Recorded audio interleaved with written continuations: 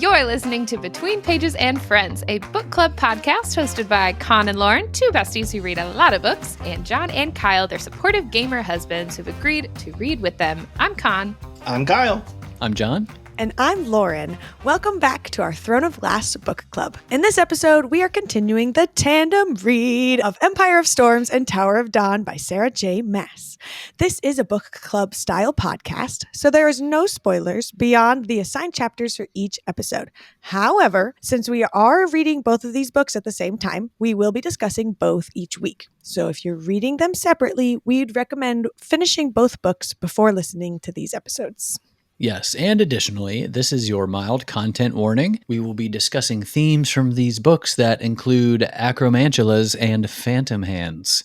And if you're dying to discuss these episodes with us and get connected with an amazing community of other book lovers, check out our Patreon. You can join our Discord community for $5 a month in the Snack Court tier, but if you'd also like early access to new episodes, merch discounts, a monthly book club, and more, you can join the Petring Book Club tier for $10 a month. Our Patreon is linked in the show notes or description box below.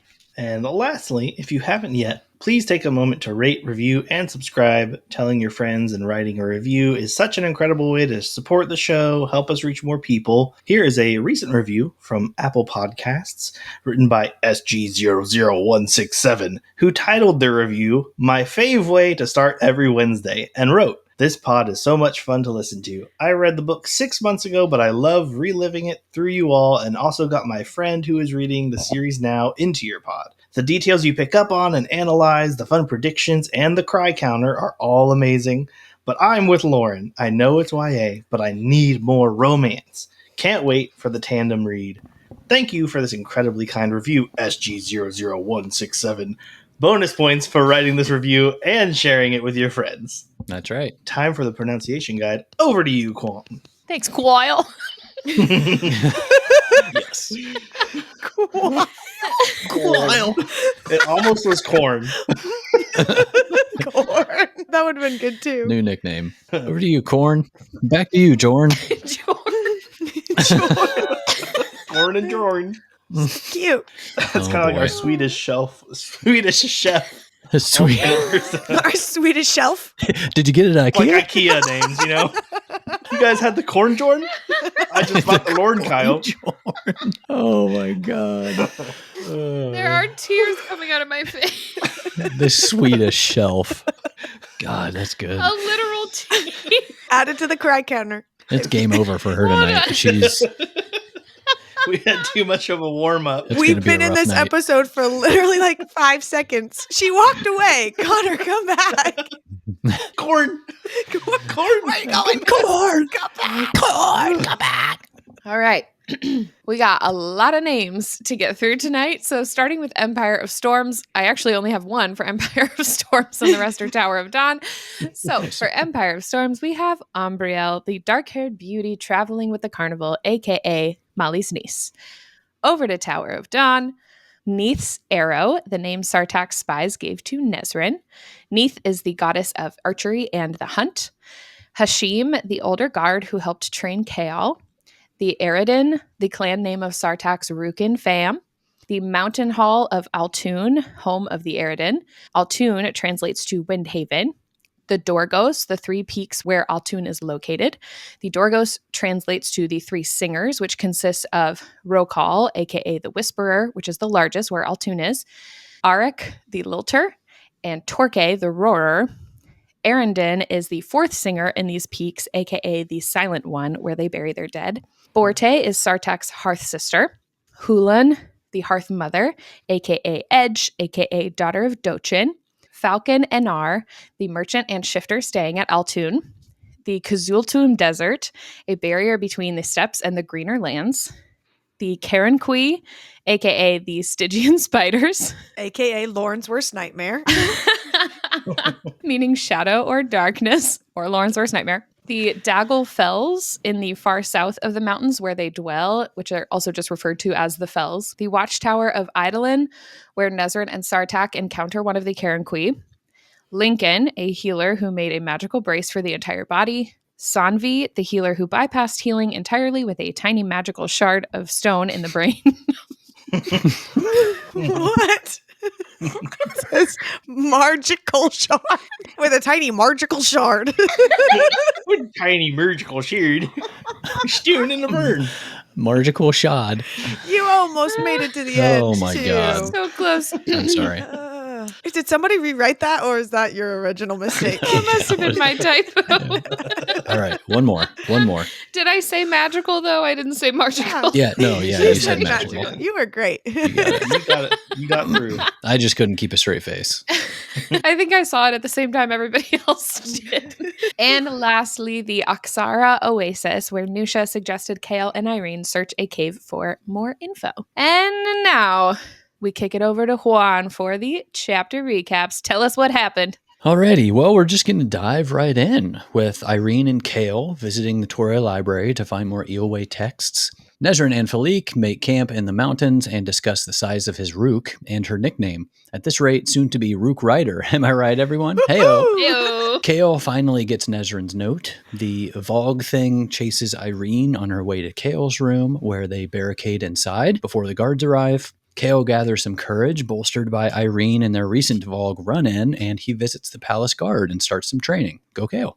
Up with the Carney folk, Elide and Lorcan are slowly making their way to wherever it is they're going. I don't really know. She tells him a little more about Morath and about Vernon and how he treated her. Speaking of awkward family conversations, Nezrin and Sartak arrive at his clan's home in the mountains. Funny enough, they were all pretty much expecting her to accompany him. Sartak, you sly dog. We learn from Sartak's hearth mother, Hulan, that darkness has spread to the mountains.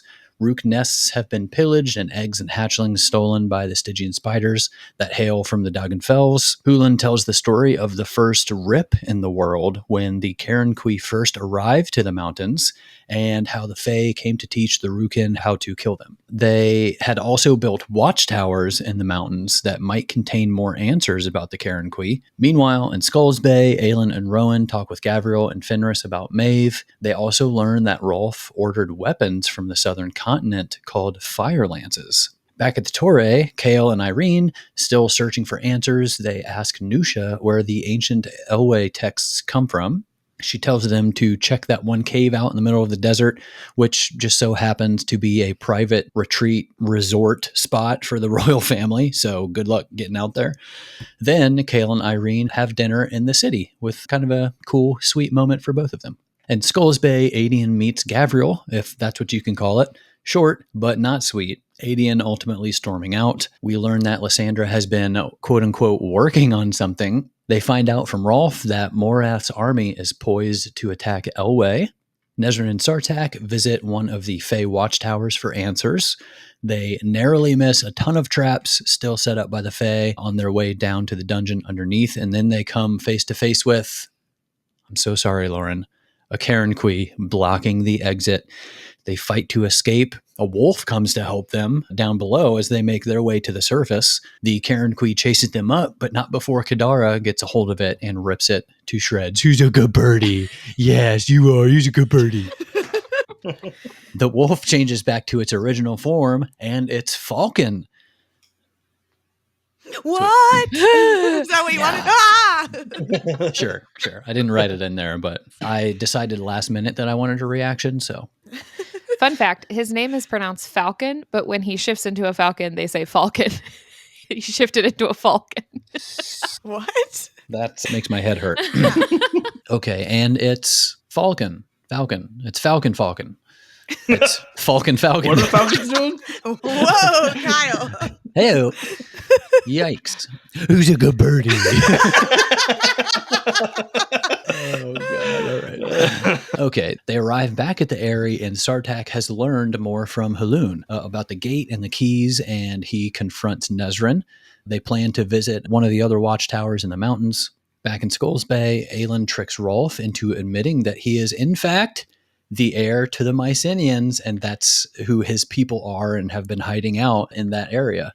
She also sends a ripple of her power out that draws in a huge Vogue fleet, and she uses that to strike a deal with Rolf. Lysandra shows us what she's been working on. P.S. She can work on me anytime. Am I right, Kyle? It's good. And she gets used to her new form and prepares to unleash death. Adian and Dorian set up at each of the watchtowers guarding the bay, and Aelin and the rest of them head out on Rolf's ship to meet the fleet. Aelin and Rowan join their power together, and she's been diving into her power for the last 3 days. And as they join and she goes deeper into like her well of power, she accidentally activates the word key that's still around her neck. Whoops. And Deanna, Mab, in case you forgot, takes over Aelin's body. As her power surges to unleash, Deanna turns to Skull's Bay to destroy it. Aelin rests free of her control as Rowan jumps in front of her to take the blow, and she like aims it down at the ship, pretty much tears the ship apart and leaving them all like flying into the open water. Fenris gets to Aelin, dropping further underwater, and they make it to the reef with Gavriel and Rowan. Lysandra takes on 2 sea wyverns, you beauty, comes out on top while also destroying 2 of the 3 Vogue warships. Except those 2 sea wyverns were teenagers, and as she faces the open water, 3 full-grown adult sea wyvern bulls are heading straight for her. She takes out one with miraculous cunning. She steers the second toward Dorian, who freezes it in place and orders a catapult atop it, breaking it into teeny tiny little wyvern pieces. She is drained battling the third, but as she makes her way toward Adian, she like leaps out of the water, the sea wyvern with her, about to snap her in its jaws. Adian lets it rip with that giant bolt going clean through the sea wyvern's throat. Lysandra makes it to shore, where she gets some much needed Fey healing, and she will survive, thank goodness. And let's just give it up for my girl Lise. Am I right? Yeah, let's do it. Mm-hmm. Absolutely. Yep. Encore. Oh, yeah. Encore, absolutely. Rolf tells Aelin how he got his magical spirit fingers. Rowan and Aelin get down and dirty on the beach 3 times. Yeah, they do. Ooh. They meet, yeah, they do. They meet with Elena, and Aelin tries to get some answers, and she's way more helpful than Brannon. We find out that Mala herself was Elena's mother. She gave herself to mortality and forfeited her life to create the lock. So they leave Skull's Bay to head to the marshes and the lock, only to be met with Abraxos dropping off an unconscious Manon on his back. And that's where we leave this chapter section. Dun, dun, Ooh, snap. dun. Who's a good little Braxos? He's a best boy. He's a good little He Braxos. did such a good Braxos. job. He's a good little He Braxy taking boy. care of his person. That was funny. Thank you, John. Now let's go into the river and through the woods as we dive into the chapters. Let's get into it. Tower of Dawn, chapter 25. First up, once again, I am here to say Lauren was correct. The Bast Cats have green eyes. In episode 18, I was like, actually, they're only described as having barrel-colored eyes. We don't know if they're green or a different color. And then it says that the white Bast Cat opened a green eye. So I did also mark this and thought, but I wasn't going to bring it up, but I appreciate that you did. You know, play devil's advocate. It only says the white Bast Cat opened a green eye, so it could have only one green eye of one cat. it could. But with the cats, there's like something going on with them in general. Like, first of all, the fact that they're just all over the place and mentioned so much, but it was like that this cat that had the green eyes or whatever said, no doubt, listening to every word and likely to report to her sisters. And then later when they're going like through the library, and it was like they were laying on things, and then there was one that was just like in the aisle as if waiting for something. I don't know. Something's going on with the cats. I'm on cat watch. I don't know what that is. Maybe they're just cats, and I'm not a cat person, and I don't know that they're just kind of everywhere doing their own thing. But, you know, maybe they just don't actually care about the people. Sounds like most cats. Yeah. That's accurate. Yep. Okay, so maybe I'm a dog person, so I don't know. Anyways, this is just like a little note from Irene, who is remembering back to healing Kale that day, and it just said, today's encounter, it had left her reeling and raw, but the salt of her tears had been cleansing in a way she had not known she needed. And I was like, oh, that is so relatable. So relatable. Everyone just needs a good cry now and then, even when you don't think you do. And sometimes you just feel better afterwards. Yep. Oh, that I felt that one. Same. I cry all the time. So just I don't cry often, but yesterday I was having one of those days where I just really needed a good cry, and John hugged me and I started crying again. And then he pulled away and said, "You have a Band-Aid in your hair." Just in case you were wondering what stage of parenting we're in. it's so fun being a mom. So fun. Then Kale swears low and creatively. And Sarah, I need to know what these creative curses are. I need you to write them on the page, please. Yeah, but like also, why creatively here? It seems like it's only creative when it's info that's like really surprisingly bad or something. But this is just like, it's not really anything surprising. It's not like they're shocked at the information. So I'm like, why does he need to swear creatively here? I don't know. Are we on Swear Watch now? Do we need like a whole chart Swear watch, of like yes. what type of swear it is and when it happens? Like half your notes in this episode were like, he swore again, and here it is, but it's ironically or something. And it's like, but I didn't think you had it that specific. It's like a choose your own adventure, but it's choose your own swear word. Yeah. Yeah. Turn to page 68 if you'd like Kale to say this. Yes, dude. Can we make like an God. index of creative swears that you could just I love insert those whenever she books. says? If she says creatively, here's a list that you could choose from. I will make a list. I would love to see that. I just All finished a book where one of the characters kept calling another character a shit boot. Oh, what? A shit boot, and then it turned into like all kinds of different articles of clothing. And he shirt, a shit hat, a shit loafer. There was like Just Oh, Seriously? You're saying Yeah. S-H-I-T. I thought you were saying S-H-I-P. A ship boot. I was like, what Lauren, is that? watch your language. Do you guys remember that Kmart commercial where they were like, "I just shipped my pants." Yeah, I just shipped my thinking that. drawers. Yep. I just shipped my bed. It was easy. I do remember that. That was a Okay, you good guys, one. we're still All in the right. first chapter. We do this every time. Story of our lives. Okay. So I said something's going on with the cats, and now I'm still thinking something's going on with the healers because I said this last episode, like, why were the healers the first people that were hunted whenever like magic went away and stuff, thinking that maybe the healers could do some sort of something against the Vogue, and they knew, like, the Vogue people obviously knew that, and so they were trying to get them out of their way or something. And so Irene kind of brings this up where she says healers are in high demand whether you are a current ruler or an invading one. And then Kale said they're more valuable than gold. And she responds, it begs the question of why Otterland's last king felt the need to destroy those of us with the gift in his own continent. And like Kale kind of gives an answer about just like all magic. She kind of explains the king of Otterland killing them so that the Vogue couldn't get hold of like other magic users and stuff. She responds, but healers, we have no power to use in battle, nothing beyond what you see from me. Kale was utterly still as he stared at her. I think you might have something they want very badly. The hair along her arms rose, or want to keep you from knowing too much about. And so that makes me think that there is obviously something that they're keeping from everyone. And so maybe this weird theory of healers being the answer to everything, maybe Irene will be the thing that saves the day. That's kind of what I wrote along with your note. I was like, no power to use in battle. I just call in bull spit. It'll probably be the top 3 at least to use in battle. Bullshit. Yeah, bullshit. Because of that, like, yeah, the whole reason of getting rid of them, like, why would they? Unless their power was the greatest against the Vogue. Mm-hmm. Because of what she's doing even with Kale, about her ability to get rid of this That's what I'm corruption saying. or whatever. Maybe she'll teach the other healers how to do it and they'll all Yes. give it their all. No, right. but for real, give it all they got.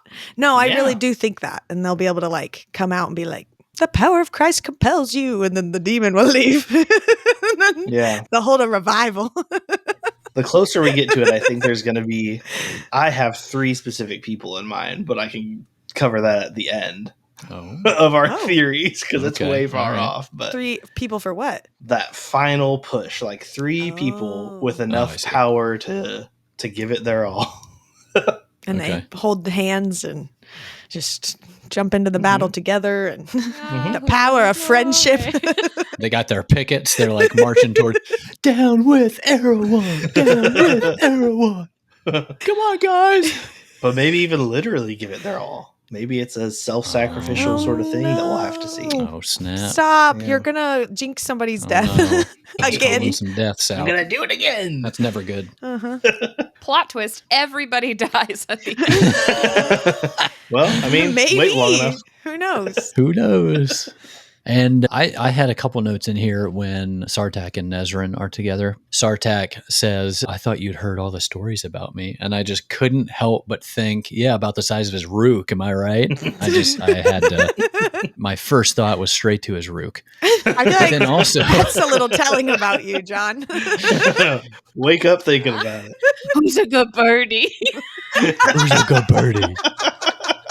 And also, I thought this was super interesting how they were talking about Nezrin, and her mother used to call her wind seeker. It says, unable to keep still, always wondering where the wind calls you, where shall it beckon you to journey one day, my rose? And I just thought this was kind of cool that she ended up befriending, and I mean, there might be more with how it's going, the royal prince of the Rukin. I mean, I think that's pretty cool that she's kind of ended up in this place in her life, not only back in Antica, like kind of where she hailed from originally, but now she's like flying around. Yeah, I just thought that was pretty cool. This also made me think of a lead with her being like feeling the wind, and that was something that was like telling of her witch blood or whatever. That felt like very, obviously not like exactly parallel because it's not the exact same story, but like similar. Yeah. Well, if Nezrin's a wind seeker and can seek the wind, and Manon has the wind cleaver and can cleave it, maybe they can seek it and cleave it. Interesting. What are they going to do with those? I don't know. They cleave it, break it, the windbreakers. They invent Windbreaker's brand and make cool new jackets to wear for the team be like a dad assassin. joke that Nezrin's dad would be doing to her. Hey, Windseeker. There's some wind for you. Seek this. Just a drive-by from her dad. Ew. Oh, wow. That was juvenile. Tower of Dawn, chapter 26. I just had to call out this interaction with Kale and Shen, where Kale notices Shen's prosthetic arm, and Shen is just like openly talking about it with him. Yeah. This whole conversation just seems so healing for Kale, and this is like such a big moment for his character development. Like, this was just a really cool thing to see him. You can see the wheels turning in Kale's head. Terrible choice of word. I just got it. And on his chair. Took me a second. Because his wheelchair. Not what I meant. Got him again. Wow. It's an unintentional Poor burn. Kale. Anyway, I just loved this whole conversation between the two of them, and then just seeing Kale's perspective start to change, like right here, and then kind of with his actions from the rest of this section. Yeah, I had a note because he thinks back to Nezrin and like what she wrote in her note to him where she says like, I don't hold you to any promises. But then he says he held himself to them. And I was just like, no, Kale. I was like, she's off with the prince, you dope. Forget about it. Start getting after it with Irene. Like, let's go, dude. Stop messing around.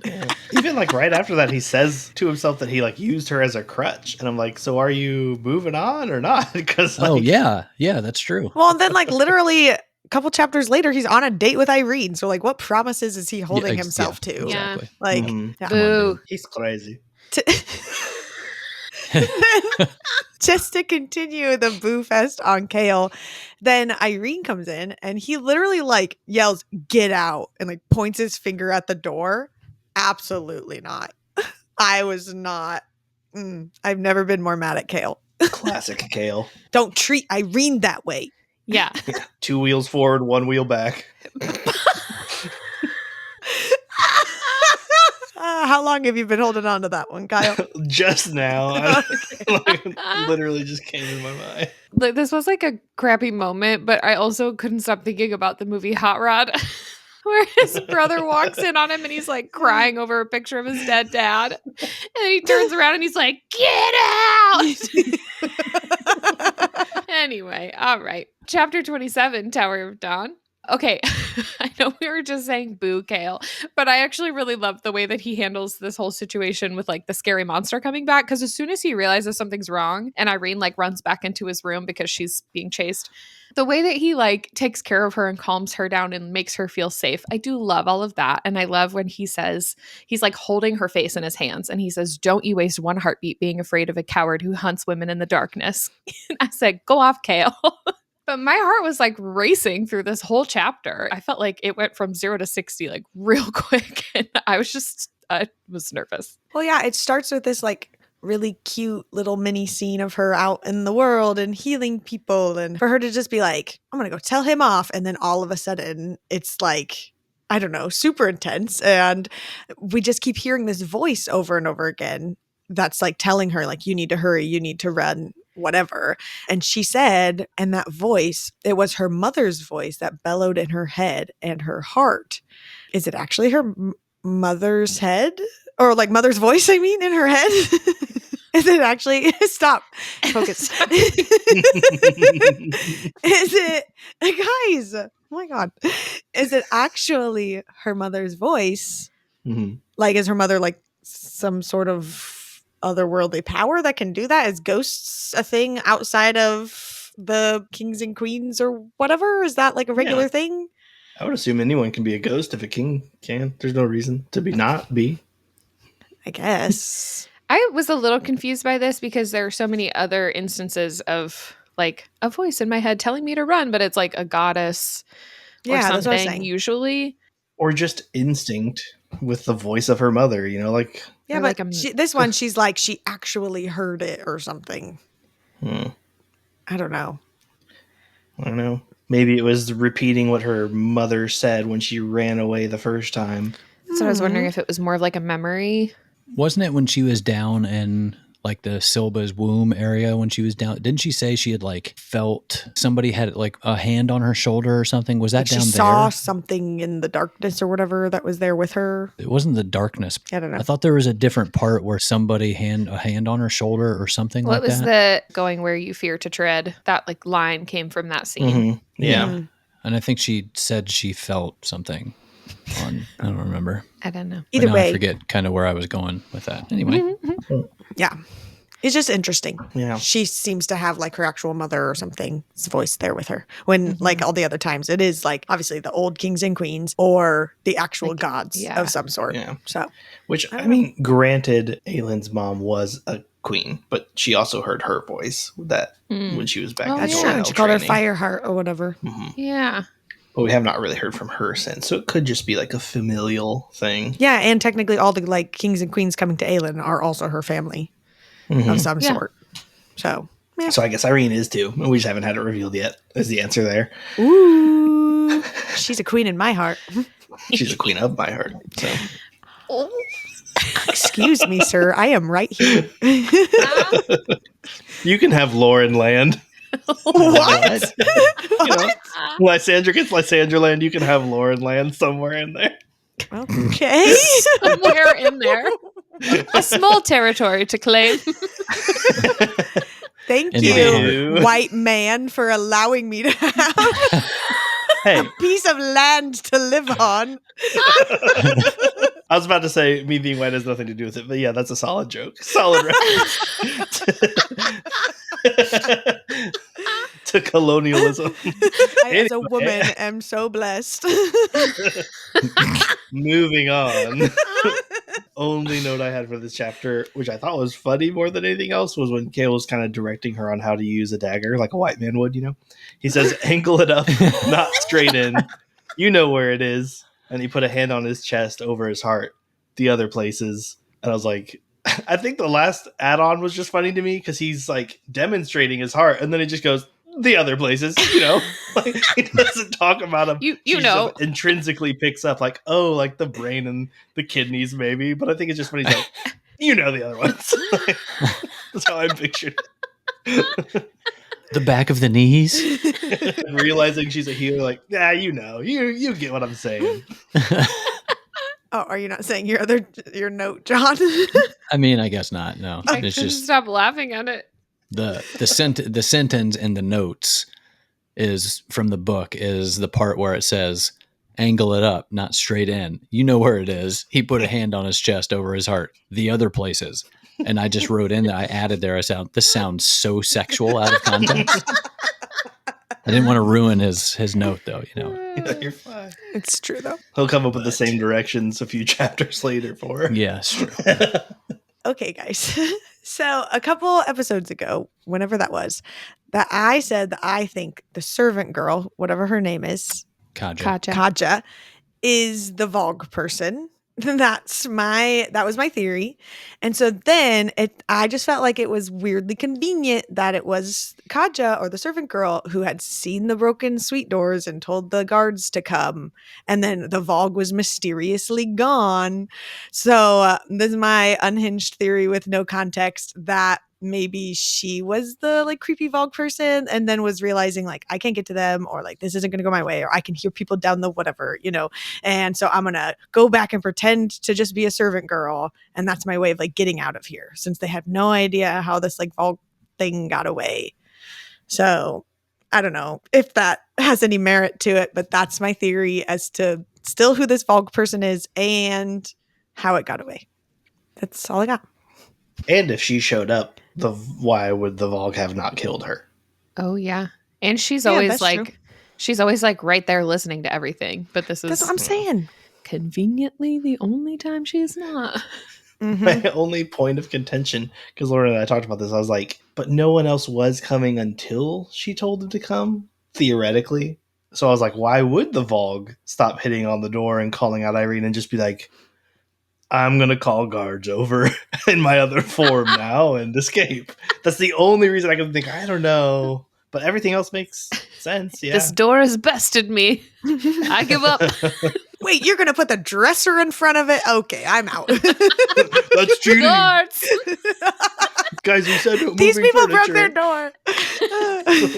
But with all of that, going into chapter 28, it was really cute when Irene said that I feel safer here with him. She felt safer with him. That's Yeah. so precious. I love So this for them. nice. They're going to be in love for forever. But then, continuing with Kale, what the freak?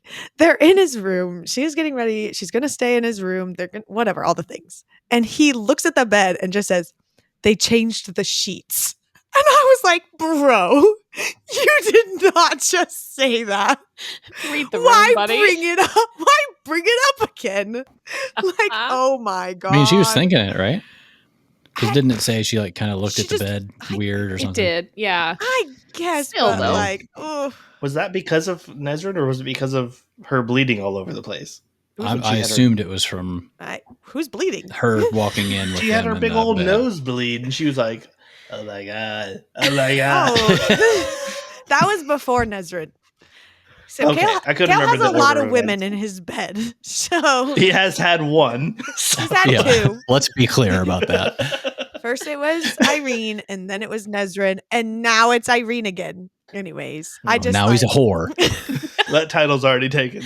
Yeah. Whore of all Call him something else. Be original. Rifthold slut. Oh, okay. Again, I feel like now this is like every episode. We're like, boo Kale. But for as much as we hate on Kale, but also boo Kale. I feel like there's only one or the other with Kale. There's no know. in between. I feel like we're in that transitioning of like he's got his bad moments still, but he's got his good moments, and it's like we're teetering on that edge to go to the positive. It's just like he just Yeah. needs to stay consistent. You just need to Yeah. keep with it, buddy. 2 wheels forward, 1 wheel back. That's right. 2 wheels forward. We've literally been like that with him since Throne of Glass, though. That's- It is yeah, a kind of. Throne of Glass, he consistent was okay. one or the other. I think I think it might be safe to say, even at this point, the character development for Kale especially is definitely, I guess, like more thorough, if you Yeah. want to think of it Sure. that way, It because is. 700 pages thorough. we have not talked about a character more than Kale, I That think, is fair. in That general. is very true. So just putting that out there. To be fair, in Throne of Glass, like the worst thing he did was run away from her, period. Like he's done a lot worse since Classic. then. Oh, Kale. I And in love this him. book, he's like kind of laughing at himself for that. So Yeah. That is true. Look at him He's growing. gone up and then steep downhill and very slow uphill because That's you 'cause can't take he's steep hills. got in a wheels. Yeah. It went real Takes fast a down lot there. more effort.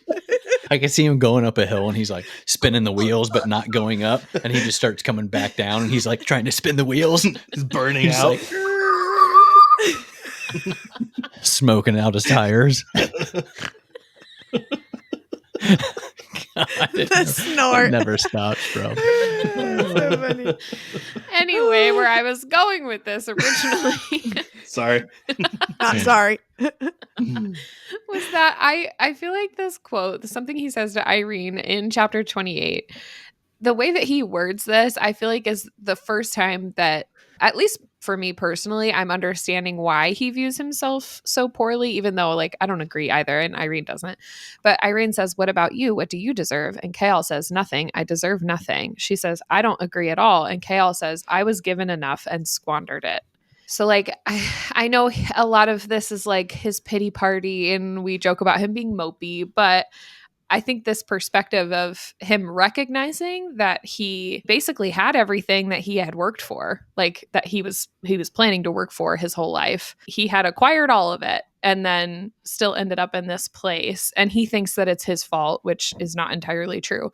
But something about the way this was worded, I was like, oh, like this makes a lot more sense than him just being like, I'm the worst. But anyway, I just thought that was kind of insightful the way that it was written. I mean, after reading your note, I added on to like his physical ability to move being lost very much mirrors his inability to just move on from what his past is. Yeah. And now we're seeing him come to terms with his past and slowly be able to move again. Yeah.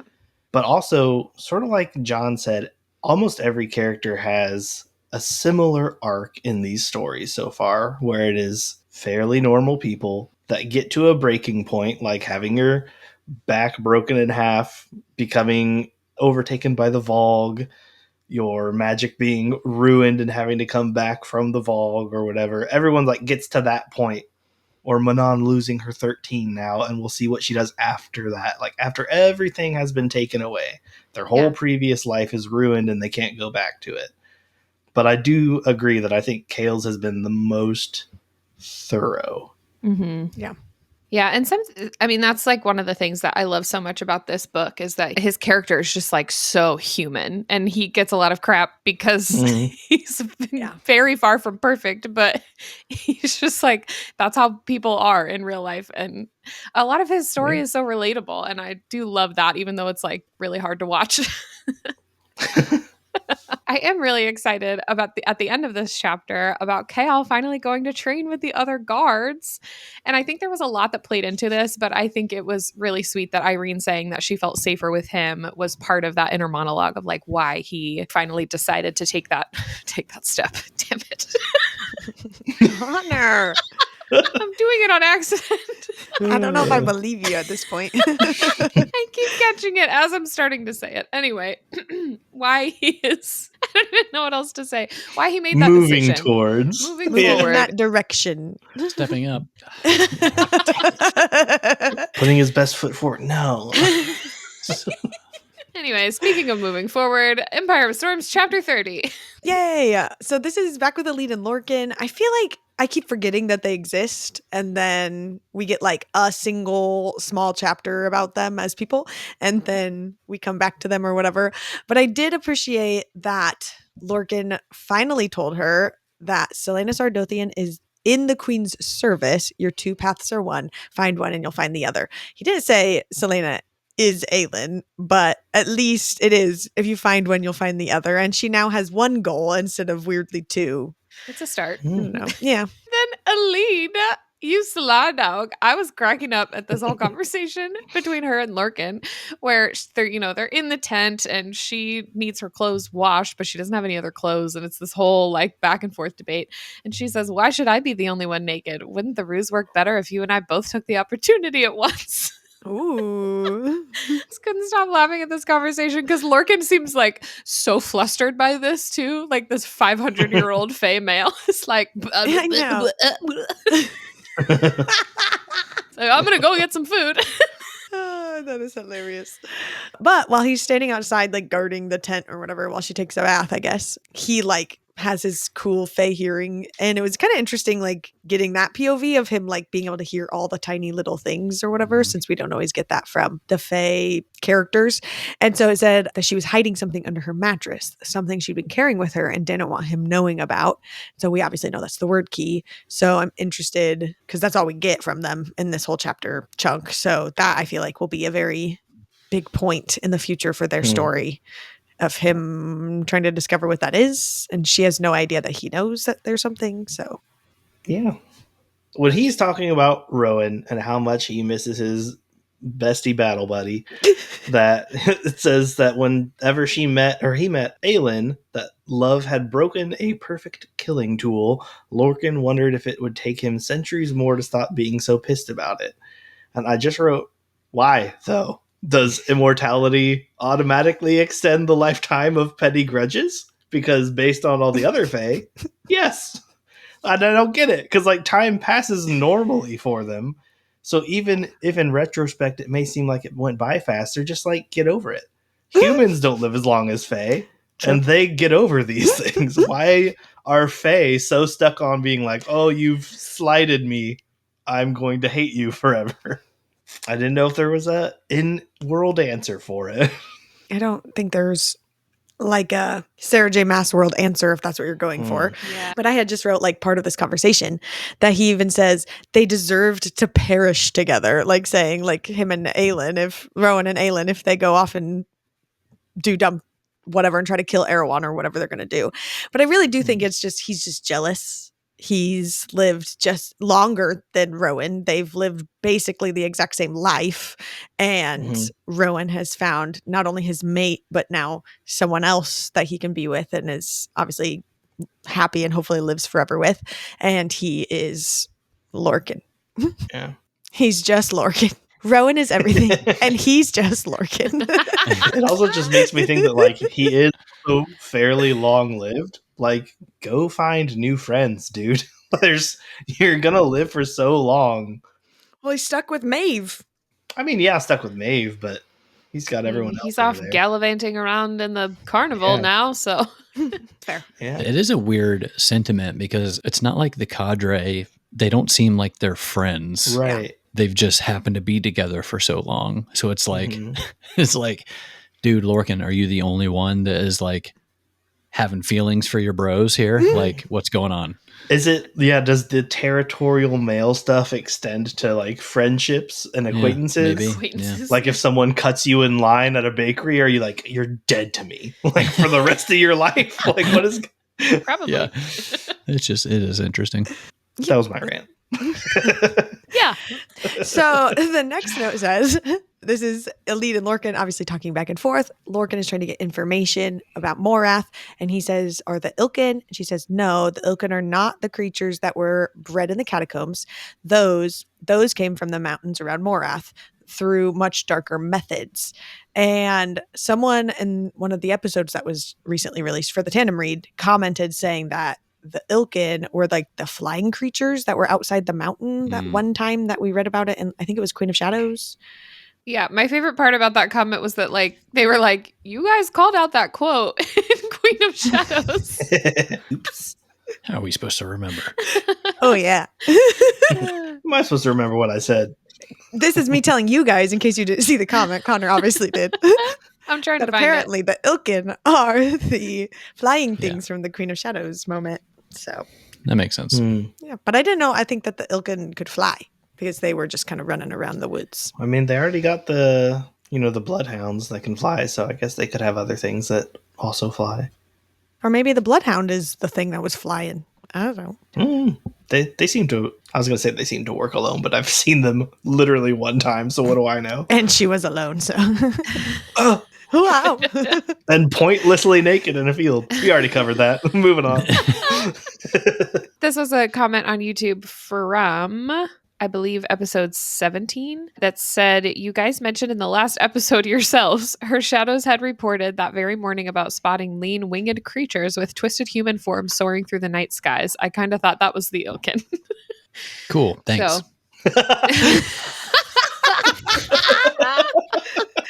Literally called out that comment and speculated about it, completely forgetting that this was a thing. That's Look, we speculate a lot of things I on this can- podcast. guys, And this is I a book remember club, nothing. not just with us. It's with everyone. So she's just Yeah. contributing. It's fine. She is. Word. I'm glad that someone's keeping track of the weird things that we say, because Yep, that's true. we are apparently certainly not. What we did was we quoted the book. So like we didn't even say it. Like We're not even paying attention to the book anymore. Let's just make up our own story from here on out. Let's swear creatively. Throne of Glass Mad Libs. That'd actually be really fun. That would be really fun. We should do that. Yeah, we should. Oh my gosh. Yeah. Okay. My last note from this chapter was this conversation between Elide and Lorcan, where Lorcan offers to kill Uncle Vernon for Elide. She apparently accidentally lets it slip that there was a chain on her leg at some point, and he says, "What chain?" And she says, "When you kill my uncle, ask him yourself." And that's the end of that chapter. And I was like, hell yeah. In that order. Kill him, then ask him. Have him declare, what was the chain? His head's off. Where is it? Where's my boy? My boy. Okay, back to Tower of Dawn. I'm just pointing this out because we've had so many conversations about eye color and how that means something. And so Kadara has gold eyes. And so I didn't know if that means something, how like people with gold eyes seem to, I don't know, be She's a related to witch. Vogue kinks. Yeah, exactly. Or not Golden affected Vogue. as much by the Vogue, maybe. I Hmm. don't know. Ooh, that could be helpful. Maybe it's from attacking the Vogue Spideys back in the day, eating their Spideys. blood and stuff. The Spideys. One of my only notes from this chapter was this part that says a veranda Nesrin realized, and I said, "Veranda Santa." You're welcome. And then I was just giggling over Sartak sending word about Nesrin joining him like days before he had even asked. Or like Yep. he wasn't Mhm. even planning on asking her to come, but he was like, "Yeah, she'll be there." I know, but it was kind of cute. It was cute. And then this is the first time we meet, is it Falcon? Falcon. Falcon and Nar? Falcon and Nar? Falcon in her. Hardly know her. Stop! Oh my god. That was the best one yet. That was a good one. Woohoo. Wow. Okay, so it's the first time we meet this guy. And up until the spider silk conversation that they have however many chapters later, I was like, oh, this name, I feel like I'm supposed to know this guy. Who is this guy? Like, have I met this guy? This name seems important. Couldn't come up with it. And then as soon as I said the word spider silk, I was like, oh, it's the merchant guy that Aelin meets in The Assassin's Blade when she's at the desert whatever with the girl from Briarcliff. What's her name? Ansel. Ansel. Yeah. Good work. Thank you. I was We gonna got get there. but it's this guy, and I have a lot of other notes on this guy later, but we'll let him become a wolf first, and then we'll talk about it. All right. Tower of Dawn, chapter 30. Sartak is talking about how kids start to ride rooks at 4 years old, Right? which is blowing my mind. We have a 3.5-year-old, and she's scared of small dogs. I cannot imagine taking her out on a freaking rook. Okay. No way would she even get near it. That would not happen. Okay. Our 3-year-old. No, you're talking about your firstborn. Let's have a conversation about our secondborn. Because our 3-year-old, she'd be all about it. She'd be living her best life. That's Our fair. firstborn, she'd be freaking out just like yours. Yeah. But the secondborn is a different breed. Yeah. That's Yeah, very true. our second born, her name's Faye. We have like this sectional couch. I was on one end, she was on the other. There's a good 5 or 6 feet between. And she literally was just standing on the couch and looked at me and without any warning was like, "Daddy, catch!" And she jumped across, landed on this Barbie car and slipped and fell, hit her head on the dinner table that they have, little kids dinner table. And then she just rolled over and she's like, "I'm okay." So I was like, I have no doubt that she would surf a rook across the mountain. They said get up on him. That's rook surfing. Okay, that's a great point because I'm pretty sure our secondborn would be like that too. She's only 2 years old right now, but Mm. that's By accurate. those two are 4. My word. Mhm. Oh, terrifying. Yes, it is. Yes, and then we get another instance of some swearing. This time it was Sartak who swore filthy and low. And I wrote, at least it wasn't creative this time, just a simple filthy swear. About time. Lower. I know. Is low talking about the Lower. pitch or the, like of the voice or the volume in which he says it? Bullshit. Dang it. You sound like Patrick. Someone next to him is probably like, not very creative. Sure was filthy, though. Oh, I'm crying. And then we get this really cool scene with Nezrin, and she's going up and she's like gonna be an archer and do the things, and they like try to challenge her with like a really hard shot, and she takes her time picking her arrows, and it's like, I don't know, it's just a really cool scene for Nezrin. And then of course as she like one-ups it and shoots all the spots and does the things, and they're just like, teach me now, please. And it's just, I'm so happy for her. I don't know, because she's in these chapters too talking about how she was always overlooked, and that, you know, just because she was a woman or she was foreign or whatever, and she never got the recognition that she deserved. And so I was just like, oh, I love that for her, and that they want to learn from her, and that she's being Yeah. looked up to, and she's getting some of the stuff that she's probably deserved this whole time. So I was happy for Technically, her. Kale looks up to her, too. He's not even here. Sorry, go ahead, John. I was going to say, I love in this part when she's seeing everybody and there's so many people that meet her that have been telling her welcome home. Yeah, I just thought that's that so was precious, too. so awesome. That's so cool. Because that's been like, they've obviously, she's talked about that a lot, like with her father, like wanting to stay Yeah. and like her sister and stuff. But she's always felt kind of tied back to her home country. Mhm. So Mhm. every time that happened, I was just like, that's so cool. That's really sweet. Yeah. And then she and Sartak are talking about the stories they'd heard about each other. And then it says, but Sartak turned to her, examining her from head to toe and back again. There was little that he missed. They didn't mention that you're beautiful. Nezrin opened and closed her mouth in what she was sure was an unflattering impression of a fish on dry land. It looks like this. Who else did it when they read it? Because I did. I did not, but that's hilarious. It's like the times when it's like they showed their teeth, or, you know, like all the like weird descriptions. His eyes darkened, you know, and you try to be like, what is that? You just have to try Yeah, it. what does that look If anybody like? is like, yeah, if anybody watches you or me reading a book, they're going to be like, what is happening over what there? are they doing? Okay, that's it. Okay, cool. That's what we- I was like, again with the fish metaphors. But my note started when it was like, Sartak is checking her out from head to toe and calling her beautiful. I was like, and then she calls herself a fish. And I just, It's very funny. anyway. Whew. So then the leader person comes back. How do you say the EJ name? Edge. Yeah. Like the edge of a cliff? Yeah. Anyway, so Edge comes back, I guess. Or what is her actual name? Hula Hands. Hula Han. Sergeant Hula Delane, yeah. Whoop, whoop. Howlin? Who? Hula. Hulan? Who, Lon? What are you, a fucking owl? That's from Wolf of Wall Street. by the That's way. some creative Mm. swearing right there. Ooh, I was not prepared for that.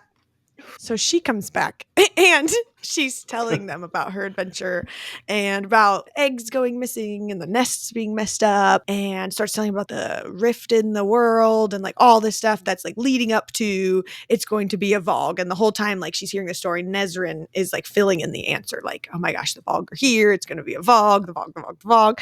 And I'm just reading and it's like, oh, yep, the Vogue. No, yep, that's what it's going to be. And then instead it says, we call them Stygian spiders. And I was like, nope, nope, nope. And I freaked out. And it was like, oh yeah, demons. Oh yeah, no big deal. Oh yeah, they're invading a planet. Oh, spiders. And I was, no. I know. I started this chapter section. And I texted John and I was like, Lauren's going to be so mad at me.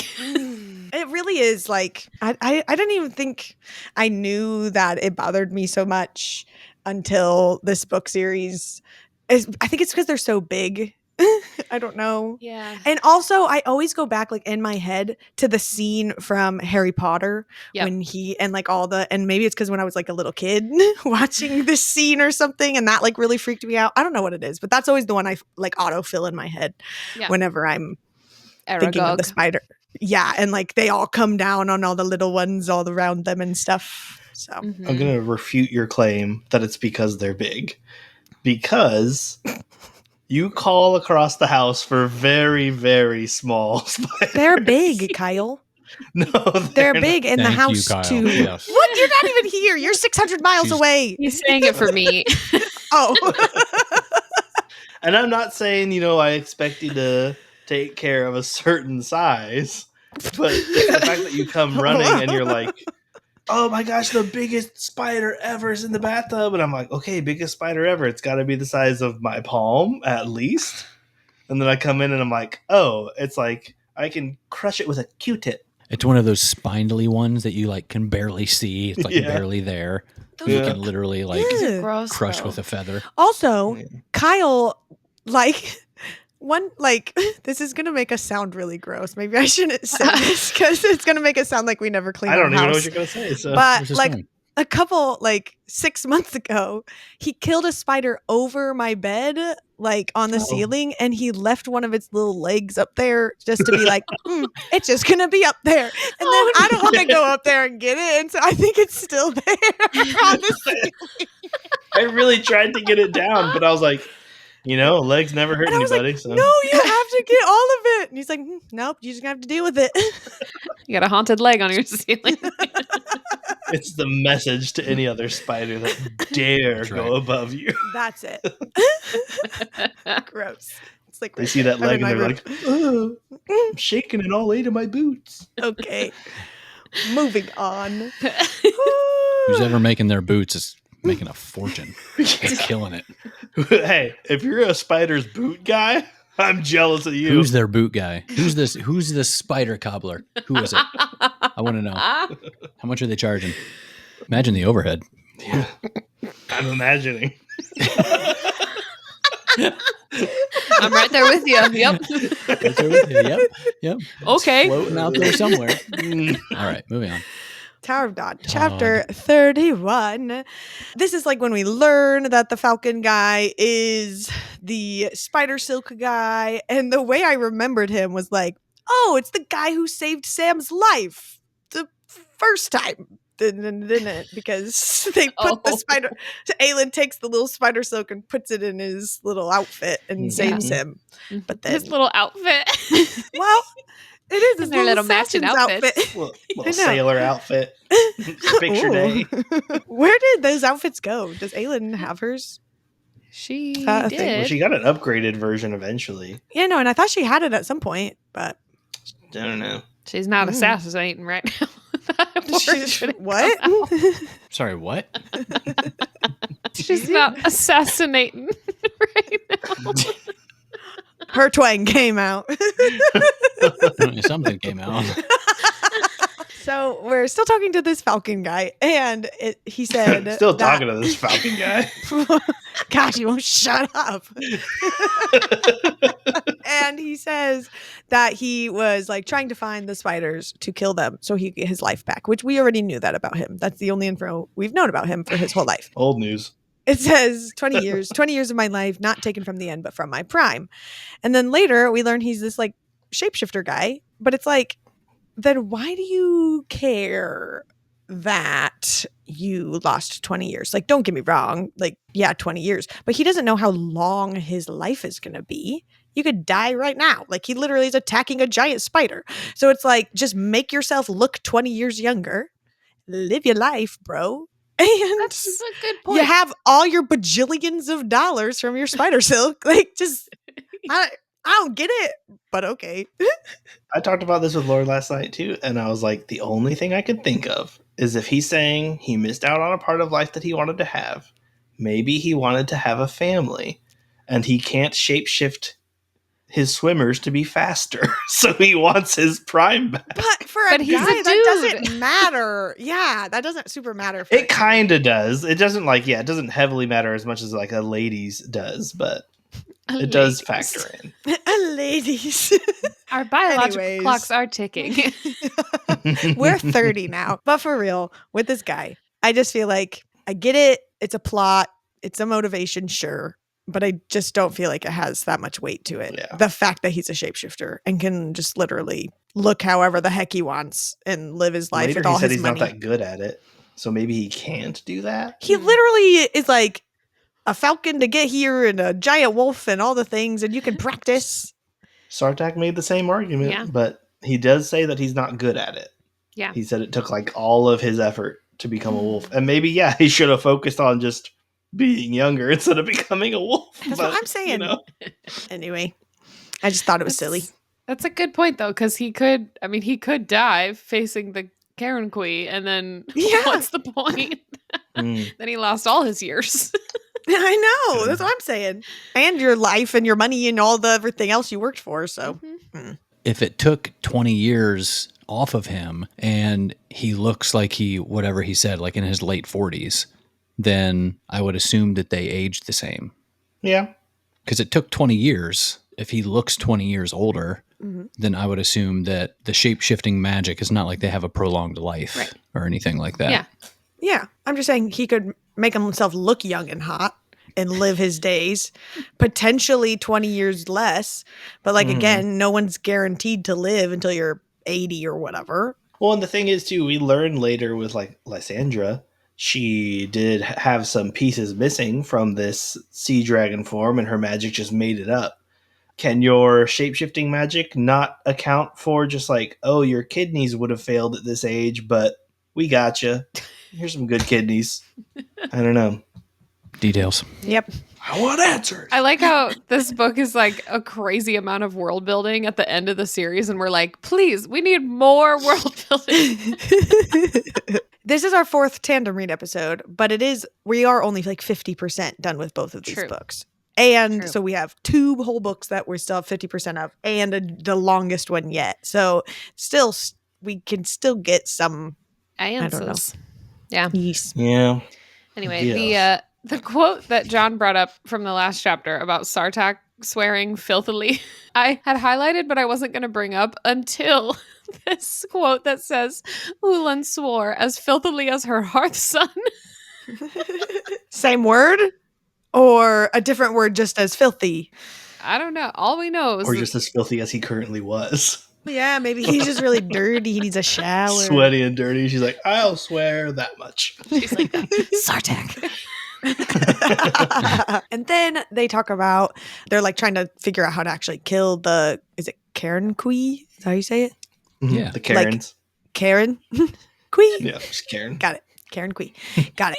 But he says, because he was told that only a great warrior can slay a Karen Queen, the greatest in the land. And so I was like, so who is the greatest in the land? First of all, that he thinks that he's going to get out there and do that, but he can't even like shift or whatever. Like, bro, you have all the money in the world, hire someone. And then is the greatest in the land Aelin or Manon? Or is it supposed to be Rowan or Dorian? That was the list that I made in my head in that order. Don't forget about Kale Westfall. Gunslinger. He's gonna wheel down those mountains. This town ain't big enough for me and 40 spiders. Spiders. However, if you think back to the Assassin's Blade, Falcon was trying to get Aelin to agree to go and kill the spider for him, but I guess he just got sick of waiting around or something. I don't know. It's also crazy that like he has the spider silk. Granted, you probably want to sell it to make a profit. You could use some of it to make armor and then sell that to someone, with part of the cost being go kill these spiders, and then they have pretty good protection against them. True. Good point. Unless they can tear into it easily, for all I know. Like the spiders can do that to That's their true. webs, but he could even made it for himself if he's gonna be the adventurer to go out there and do the things. I kind of just envision the spider silk, if he has 100 yards of it, like bubble wrap. Yeah, It's just a big rolled up. roll. He could just wrap himself up like a burrito. A bubble wrap. He comes walking in like, How impervious it is. Do you think like the center roll of it he could just use as his pummel? Just whack. Roll of spider silk. Like, oh my god, what is that made of? Yeah. anyway. All right. Empire Storms. We're back at it. Chapter 31. Right. I did not remember, or maybe I just didn't realize, or I don't know, that everyone didn't know the Amulet of Orinth was a word key. So like the fact that they were feeling like guilty that they put Adian and Lysandra in the alleyway with the Amulet of Orinth, them thinking that's all they had, and the whole entire time they had a word key. And then obviously like later, whenever they actually find out what that is, they're pretty upset that they've kept the secret from them and stuff. So that whole like plot line, or I guess that argument to be, I don't know if I just assume everyone knows everything, or anyways, that just threw me off. My bad. I think that was in Queen of Shadows, but there were also so many different like jewelry True. there were so many different replicated pieces of jewelry and like things passing from one hand to another. We even talked about how like we had no idea who had what sword at what point. So yeah. Shout out to Lysandra's jeweler. yes, Wherever you again. are. Hopefully he survived from Rifthold. Hopefully. His business would be booming if people knew. It's true. Not that they can tell anyone, but Later on, he could do it. Like after the whole war's over, he's like, "Get your own word key replica. Come on." That's true. Little souvenirs, probably in poor taste, but for all the tourism they're gonna have. yeah. This is where the glass wall used to be. I feel like that would be almost like selling little Titanic toys the week after it sunk. Is how that vibe would settle. Yeah. It wouldn't go A over little well. keychain. It's like it's like a two-part keychain. So it like dangles half of it, you know? It's like the BFF thing that you can put together. Little necklace. With three of your friends. Magnet. Oh my god. Anyway. I kind of want those now. That sounds cute. We should all get one. Oh my god. I love it. Who God, needs could you bestie imagine, mood though? rings when What is that necklace of? Oh, it's half a Titanic. My best friend has the other half. I was saying the word key ones, not the Titanic ones. Just It to be clear. if it was Titanic, it would be like is it like a good friendship or like it kind of makes me think it didn't end well. We're breaking up. Gives them the other half. That's what it is. You break up and It's a leave breakup with necklace. separate pieces. I was thinking the word key ones, and we Sorry, could all okay, have I one. gotcha. But Yeah. that's okay. Still in chapter 31 of Empire of Storms. We have had lots of questions about this, and we finally learn about the settling here. The transition pure-blooded Fae and some demi-Fae go through once their bodies lock into immortal youth. It's a rough process, their bodies and magic needing months to adjust to the sudden freezing and reordering of their aging process. Some Fae have no control over their power, some lose it entirely during the time it takes to settle. So it's like Fae puberty, I guess. Yeah, it's like an awkward stage. Their voice cracks and you know, a lot more pimples. For like a split second, I thought that when I first read it, I thought he was saying that Aelin was settling for Rowan. Like as if he was like some sort of contender, and I was like, I don't know about Something that, all Fae but go through.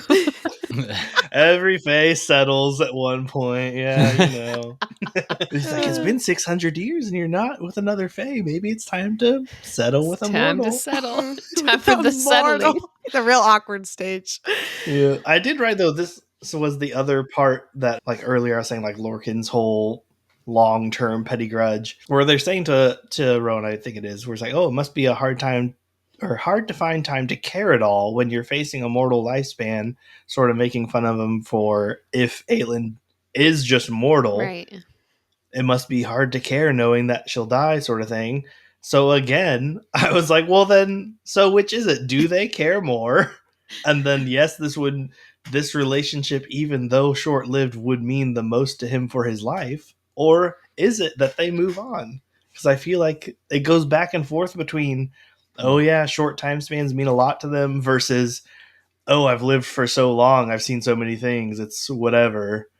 I think if it was the same person having this back and forth, I might agree with your argument more, but the fact that it's different people. So I just feel like Lorcan is the kind of guy who holds on to grudges and it's just kind of whatever. And maybe these guys aren't. And maybe, I guess. That's just how I've pictured Lorcan, I guess. So yeah. Rowan's a real man. You tell him. I just feel like there have been other instances where they've talked about their immortality in ways where it does seem like sometimes they're like, oh yeah, I remember every instant very well and I like cherish each one and it means the world to me, versus other times where they've been like, well, I've lived for so long it doesn't really matter. It's been 84 years. It's like they pick and choose what's important. As most people do, I feel like. When I read about the settling, my initial thoughts were that it's going to like hit at a really inconvenient time for either her or Adian, depending on if they actually are immortal. Like it's going to be as like puberty does. The fight is tomorrow, but oh no, I have no powers. And my first phase whether or not that will be they're actually out, or it will end up being like they did the settling faster than anyone ever in all of history. And then all of a sudden they're back on the battlefield kind of a thing. It's going to be one of those. That was my, it's either going to be like they're out for some reason and then they're struggling through the battle because they're just being a normal person and they have no magic, or it's going to be all of a sudden some epic, they can do things cooler than everyone else because they are who they are or whatever. Yeah. So one of those two. Then it's like them and the cadre and they're still talking and Aelin is like thinking to how Fenris had to like basically sleep with Maeve a lot because that was basically his job in the cadre for a while. And she said that Maeve felt the need to force any of them into her bed, ... Rowan had told her that their familiar bloodline, while distant, was still close enough that it had kept Maeve from seeking him out. But the others, ... And I was like, so too much for Maeve, but for Rowan and Aelin, not a big deal. Distant cousins, who cares? Let's go to the beach. Again, picking and choosing. Anyways. Now I'm just thinking about Nicki Minaj.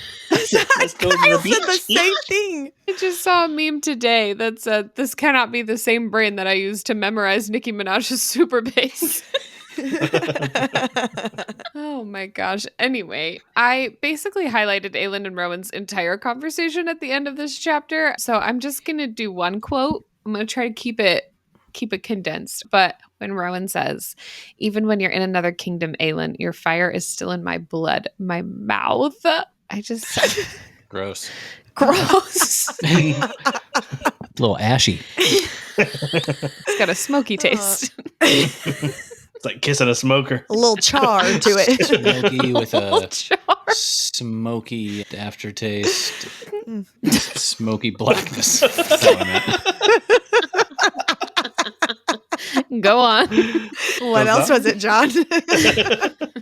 No, I also kept a quote from this conversation too, and I also just picked one, but it said that they could burn the entire world to ashes with it. He with hers and she with his, and they had found each other across centuries of bloodshed and loss, across oceans and kingdoms and war. It's just so cute. I just love them, and they're each other's, and they're forever and ever. Forever and ever. Yes, Tower of Dawn, chapter 32. This is right before they kind of like decide to go out to dinner together. And from Irene's perspective, it says she knew it was not mere fear that spurred her, knew that she just wanted to spend a few more minutes with him, talk to him in a way that she so rarely did with anybody else. For a long moment, Kale only watched her as if she were the only person in the world. She braced herself for the refusal, the distance. And I just wrote, love is in the air. You know, I mean, because it's obvious at this point. Yeah. And then they went and got spaghetti and they shared a noodle together. There we go. They Yeah, came in to kiss each other. Shared nudes. Yep. Oh, Kyle. I did think that it was cute that Irene was nervous to even be asked this by him, to the point of interrupting him when he starts to like backpedal a little bit, because he asked her if she wants to go out to the city. And he's like, oh, unless you think the chair and the streets. She's like, no, the walkways are even. Her heart hammered. Do you have any preference for what you'd like to eat? Like, the interruption's like, no, we're good. Cheers, fine. We can keep going. That's a cute way of like reading it that way with her saying it fast. I love that. But it said that this was some strange border that they were crossing to leave their neutral territories and emerge into the world beyond, not as healer and patient, but as woman and man. It's like, ooh, they're going to be in love. Last chapter, Kale was like sticking to his promises, and now promises are out the window. Promises be damned. The whole thing about the other healer that like bypassed it completely by inserting a magical stone into the brain. I was like, that's a huge thing to drop without giving us more info. Like, why has no one even looked into that? She like hammered a rock into her head. Maybe there's a word key in someone's brain. That's where the last one is. Something like that. And like, what drove them to that being the like, that's our best option. I gotta put this rock in your brain. Don't worry, it's a magical shard. It's a magical shard. But hey, it worked. Yeah, she's completely. I think if I put this magical shard in your brain, it might hurt. It might help you. But at least it did work. Yeah, Just saying. Supposedly, that's the rumor. I just love that Irene was like totally nerding out about this research. And she's like, and this one guy did this thing where he implanted it into his brain. And Kale looks like he's about to panic. And she's like, I'm not suggesting we do that. I just thought it was cool. He's just sitting there like, yeah, okay. Sure.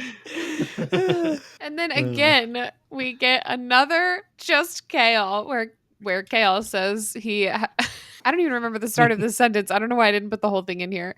He was saying that he hasn't had just like a normal meal when he wasn't like the captain of the guard or he wasn't, a lord or whatever. And this was just him out in the town and nobody knows who he is. Regular old person. Regular old Kale. Just Kale. I thought in this context, though, it has so much more meaning behind it now than what he's been previously. Yeah, that's whenever true. he said this previously. That was just my opinion anyway. It's a different kind of just Kale. A freeing just Kale, not like that's right. Sure. Trapped as just Kale. Yes, that's very good. Yeah. Also, the chilled mint tea just sounds delightful. Like, I just, when I read that, I was like, ooh, like, yeah, that sounds kind of nice. I'm a hot tea drinker too, but for some reason it never like occurred to me to have chilled mint tea. And I just thought that sounded like super refreshing. I used to make it all the time for my hormone disorder. Not to brag or anything, but I have a hormone disorder. I don't like you do. brag about it all the time, but since we brought it up. No, it came up organically. John said something about how chilled mint tea sounds so good. And I was like, I have some. I used to make it a lot. I guess I never thought to offer it to you. Sorry. We should add this to our candle line. And it's like Kale and Nezrin's date. And it smells chilled like mint tea. Oh, snap. That's good. Yeah. We're going to make millions if we ever actually do it. Story of our lives. Who has the time? Not us, because we're making a podcast. Anyways, so it says, okay, no, for real though, these after date butterflies are seriously so cute. Yeah. And he, like takes her home back to the Torre and just says that Irene was shifting from one foot to the other, still smiling, still shining. It's just so cute for her. And then Kale says, thank you for tonight, stifling what tried to leap off his tongue. I can't take my eyes off of you. Kale, you big I love softie. them. I love them so much. I want more. Also in this chapter is Kale and Irene's conversation with Nusha, where she says there are rumors that out in the desert, caves exist with such information. Caves this information came from, most have been lost, but there was one in the Oxara Oasis. Perhaps you should start there. So it sounds like Kale and Irene may have to search a remote cave in the desert to hunt for their next read, but you don't have to leave your front door for yours. Book of the Month makes it super easy to find your next great read. Yes, as I'm sure you can relate, I didn't want yet another app on my phone or just have another one that I would download but rarely use. But once I downloaded it, I got in there, learned how incredibly easy it is to use. I found myself wishing that I had downloaded it sooner. Plus, navigating between what's featured for the month, the list of available books, and my favorites and TBR is so seamless. It helps make my next pick easy, and it's not overwhelming. Yeah. I really liked the selection that they had each month as well. I feel like there's always like one at least that I feel like, oh, I gotta have that one. Because there's a good variety of like genres each time. I feel like even the mood readers will have no problem picking something up each month. A personal favorite of mine is that all the books are also the same size. So I feel like if I dedicate just a shelf to all of the books that I would get from Book of the Month, then it would be nice and even, but it still has like the nice cover art on it. Or if you want to take the sleeve off, it has like a very antiquarian look, I guess, to it. Ooh, That's the word. What a Kyle There word. you go. This month for October, I chose The Dagger and Flame by Catherine Doyle. It's described as the most fiery enemies to lovers romantasy of the year, perfect for fans of Sarah J. Maas, Leigh Bardugo, and Stephanie Garber. If you know me, you know that is all the information I need to be sold on this book. I love diving into a book completely blind. I typically choose based on ratings alone, but with brand new releases, that can be really hit or miss. That's why I'm such a big fan of Book of the Month. They do the hard work for you by curating the best new fiction every month, so I can trust that what they're recommending is worth my time. I love that they give you just enough information to really pique your interest without spoiling anything. Yeah, I loved not only getting to pick this month's book, but also that you get access to all the past month's books. Because there was times that I had seen Book of the Month and I just hadn't done it yet. And I was like, oh, but I really want that book. And so now I can go back and get all of those too, which is really, really nice. So it was really fun to get to explore new book titles outside of how I normally get book recommendations and just new genres in general. They have free shipping. It came to my house in a cute little blue box and it had a bookmark inside to use. Loved it. And then I thought it'd be really cute if we all picked the same book and we could book club that one together. So cute. We'd be besties. So right now you can use the code PUMPKIN to get your first book for only $5. That's promo code PUMPKIN to get started today at bookofthemonth.com. All right, fam, let's get into Empire of Storms, chapter 32. Ooh, Adian had hardly noticed Lysandra's nakedness, not when she teetered and he lunged to grab her before she ate carpet. And I said, so she is naked. Lauren was right again. She shifts back and her clothes are gone. Yeah, it happens again later whenever she's coming out of the sea dragon form and she's naked on the beach. So It made me wonder, like, are her clothes constantly ruined then when she grows to a larger size, or does she change to be naked before she shifts and she's wearing nice clothes? Like if she had to go ghost leopard, she'd be like, oh, somebody unzip me, it's about to go down. Like I'm not all of her outfits are tearaway now. Yeah, maybe she's like Mystique, like the X-Men, and her outfit changes too with her new look. She doesn't have to get like the clothes. outfit just is gone because she comes back naked. Yeah, I don't know. But she comes back naked because her magic is gone. So maybe if she had her magic, she would be able to be like, she still's got an outfit. Oh, like she only comes back naked when she's like drained. Yeah, because both times that this happened, she was like super drained. Because even here, isn't this whenever she like goes into like such a deep sleep, like a magical sleep that happens whenever she runs out or whatever.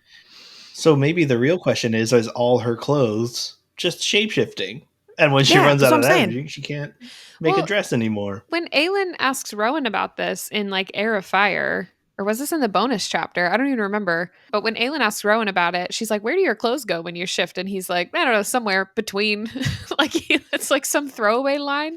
So does she just not have enough magic left to retrieve her clothes from whatever void they must be in? But I had brought that up when I brought up, does she have clothes the first time? Right. First of all, I think it's in the regular book, the part you're talking about. But I was saying that Lysandra isn't Fae. So she's not changing into her animal form. She's changing into literally any form she wants to. So I don't know. But Adian just gets to see a lot of naked Lysandra. So I don't really know why we're complaining about this. I think everyone's okay. Great point. With what we're reading.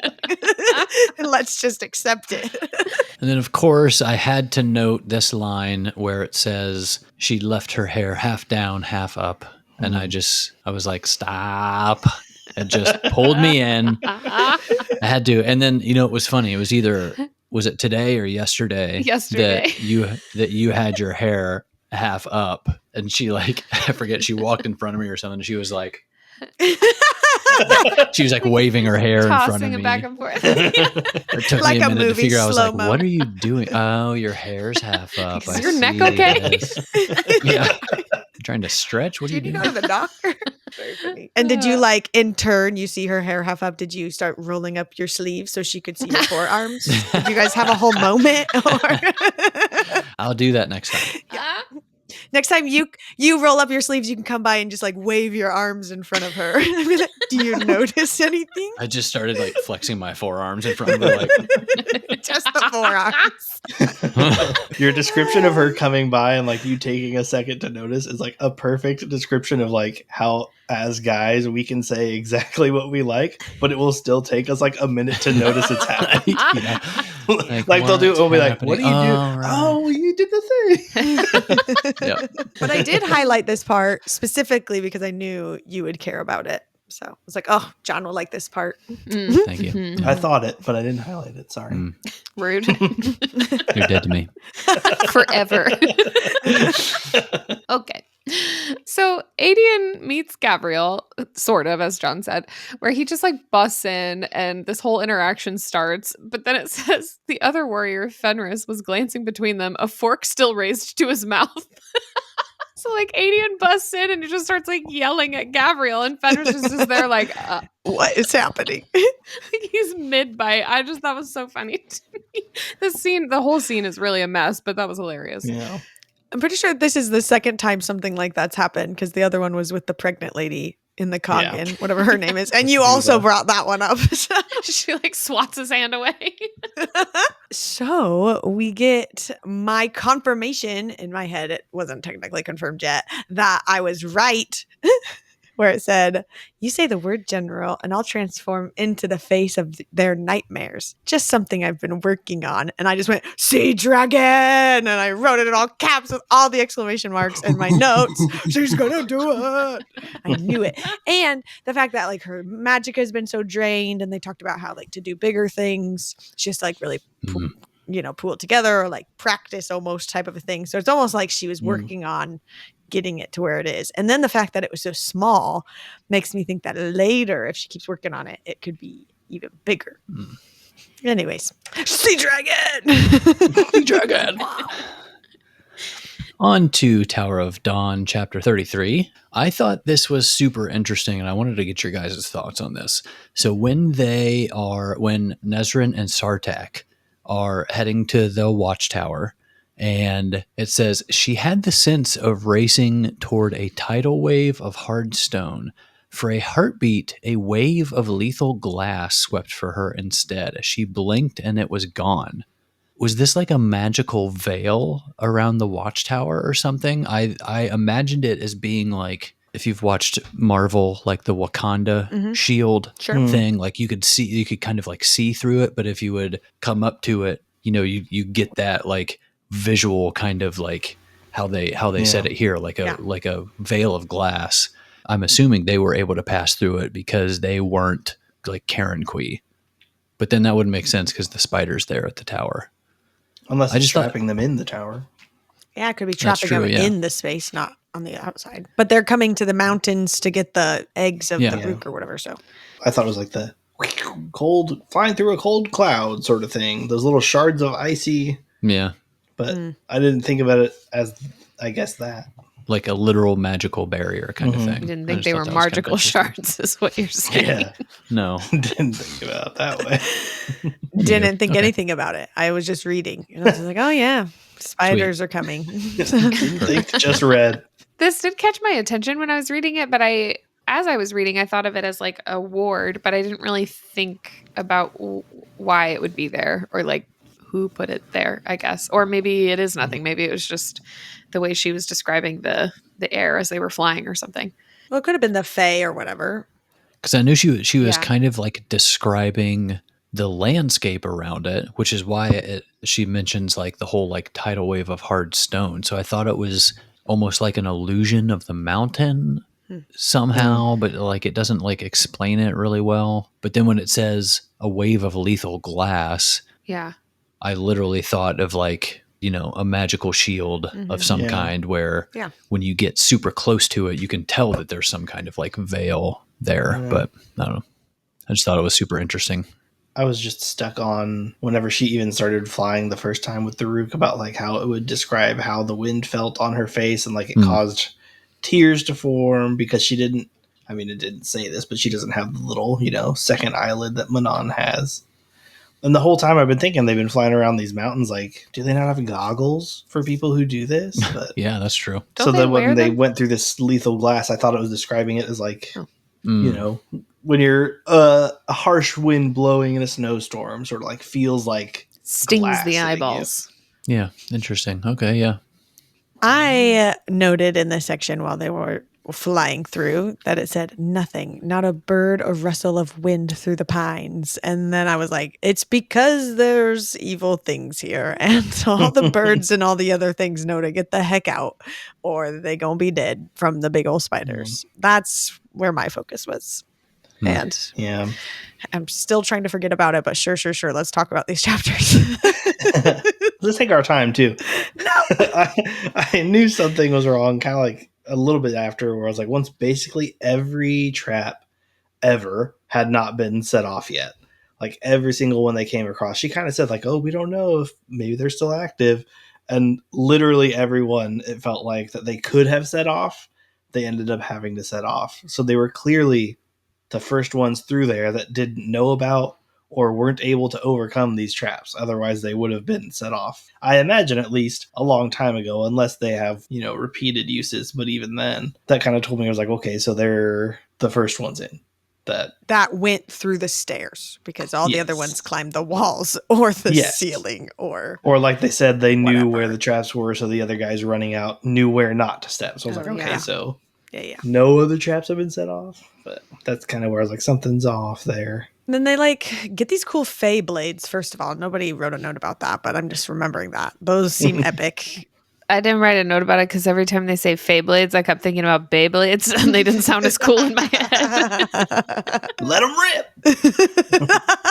That's what they have to yell every time they pull their new swords out. Oh, that's funny. So the Anyways, runes on the sword say. they do get really cool Fey blades. And then it does sound like that. It's funny. But then there's this blood on the wall or whatever, and Nesrin goes over there and she reads it. She can't read it because it's in Old English or Old Language or whatever it's called. Old English. It's like, looketh up. She can't read it. Use thine eyeballs. It's in the Old Language or whatever that Nesrin can't read. And then it just said, there's no need to translate it, said a light female voice in Hala. It says, or Hala? Halha. Hala. Halha. Holla. Hala. That's my D&D character's name. Whew, Hala. Anyways, it says, there's no need to translate it, said a light female voice in Halha. It says, look up. Pity you didn't heed it. Nesrin indeed looked up at what emerged from the stairwell, crawling along the ceiling toward them, and swallowed her scream. Don't stop. Oh my God. No, not don't stop. No, stop. I know what I said. Stop. Don't stop. Get it. But what happens is I struggle from anxiety, like hardcore. And so somewhere around 4 a.m., I wake up almost every single day just with my brain awaking and thinking through all of the things I said the day before and how embarrassing it probably was. And so to shut my brain off, that's why I got into reading. That was one of the reasons that I became such an avid reader, is because it was a way for me in the middle of the night, pull out my phone or my Kindle or whatever and could read my book until I fall asleep again. And then the alarm goes off literally seconds after I fall asleep. But anyways, so I'm reading at 4 in the morning, maybe 4:30 in the morning. And this is what I'm reading. It's pitch black in my room. I'm cuddled in bed and it's talking about this. Anyways, I texted Connor immediately and I was like, I have to stop right now because I don't even know if this is going to be intense or if it's going to be really short or if it's long, or I don't know. But all I'm doing is looking up at my ceiling. I can't even see the ceiling because it's so dark in here. I will wait until the sun comes up. And so that's where I was. Took a long pause. Sun came out an hour later, and then I read the next chapter. But it was a really creepy moment for me in real life. I even offered to just summarize the section for Lauren, and she's like, know. no, I want to do it for the podcast. Everyone, you're welcome. You're welcome. Yes. Did you look up? Yes, I did while I was there. It was scary. Chapter 34, my only note was, I'm so sorry, Lauren, in all caps. I appreciate your concern. But then, like, the first sentence of this chapter was Nezrin saying, it was worse than Nezrin had ever dreamed. And I was like, no, because it's going to be worse for me because I'm freaking out. But I think the spiders in the north were more like wolf spidery. This one is described more like a black widow than a wolf spider. And it made me think of how when we met Maeve for the first time and no one knows like what her true form is. And we like talked about what it could be. And I said, what if it was like a black widow spider? And that's why like no one remembers or no one survives because she kills them or something. So because of that one offhanded comment, I was like, maybe Maeve is somehow connected to these spiders. Maybe she's some sort of evil something and she shapeshifted, or the spiders can also turn into people or something. Or just because she's been around for so long, more than anyone else, like all the things, like there's something else going on with her other than just being a normal fae person. So I'm not saying she's a spider, but like maybe. She could have made a deal for someone else's body. Oh, like that one Ooh. was like weirdly into wanting to like kiss someone or whatever it was. Yeah, I forgot about the spider with the human fetish. Yeah, they wanted to like feel them, or I don't remember what it was. Yeah. That's true. She could have done that. To touch a don't know. human man or something. What did it Yeah. say? To Yeah. kiss someone, to kiss her, sir. Those The sensual first time the other lips. spiders heard it, they're like, what are you talking about? Anyway, something's going on with Maeve. I'm not saying it's this, but it could be. Yeah. And then I'm not saying Just it. something. All I'm saying is nobody's ever seen Maeve and Maeve a and a spider.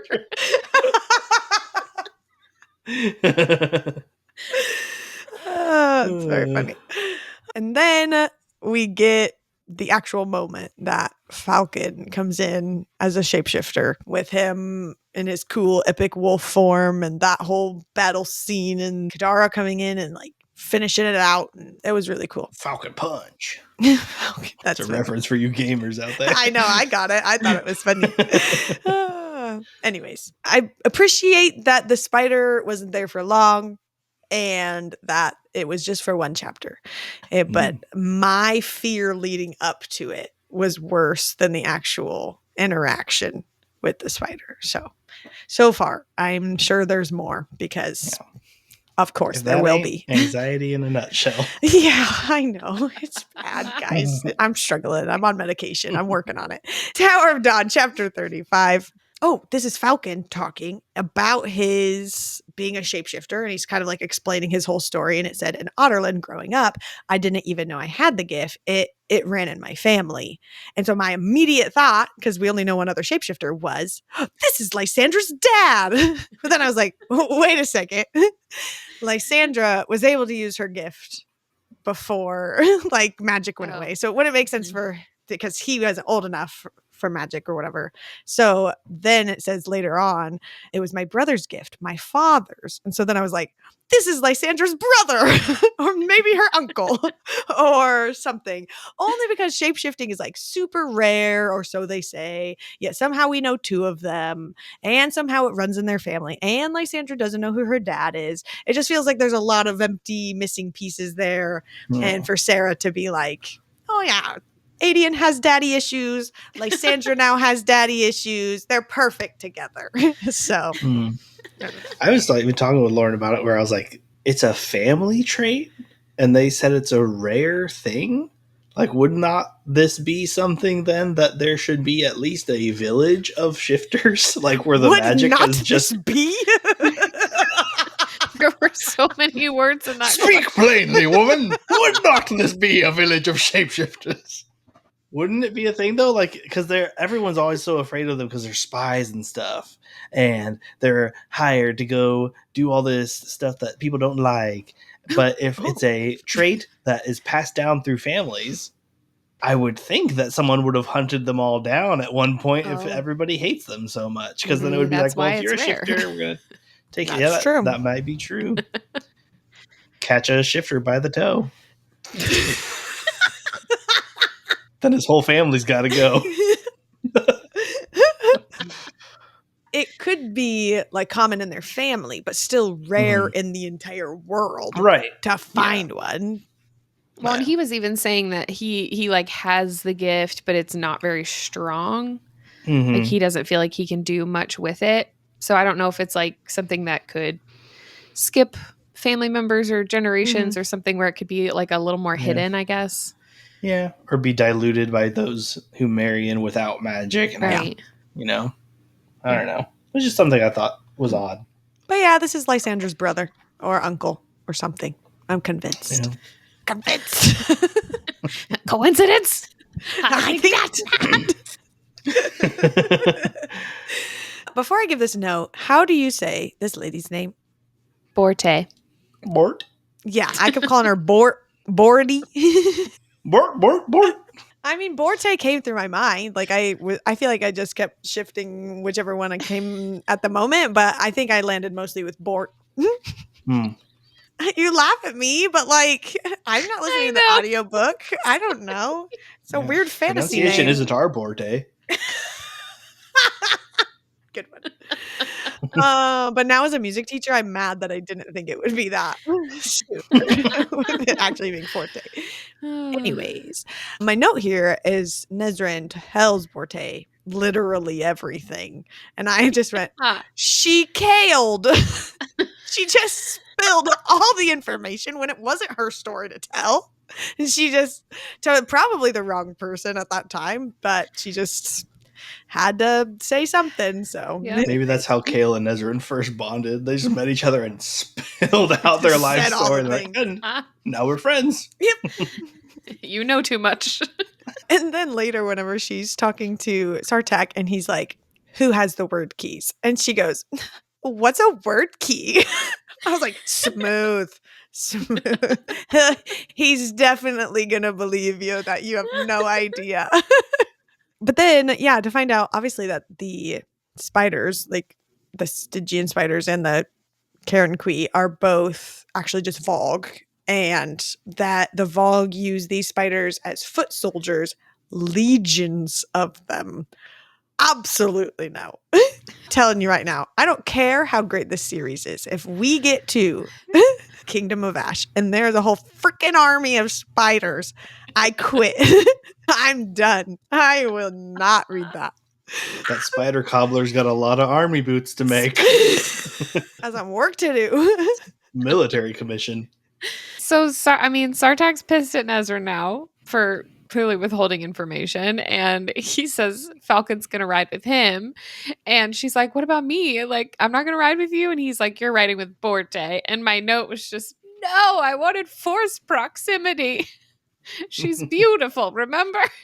But see, I was like, oh, okay, a new player on the field? Is Nezrin and Borte gonna fall in love? Nothing is solidified with Sartak right now. I'm just saying. Nezrin is free game. Is she arriving at the dock? I don't know, but she's about to ride on her Rook, so gotta see which one she likes better, right? Man. Is she arriving at the dock? Yes. Moving on to Empire of Storms, chapter 33. And I have a rant. I have a bone to pick with Sarah. Because this really bothered me. I don't know why it bothered me so much, but it really bothered me. So this is when Rolf is talking about Morath's armies moving toward Eelway or whatever. And Gavriel mentions that the legions departed Morath 3 weeks ago and that he's never seen an army move that fast or travel that fast. And then internally, Aelin, she goes, the timing of it. No. It couldn't be because of Ilium, because she taunted him, talking about their interaction with Erewhon.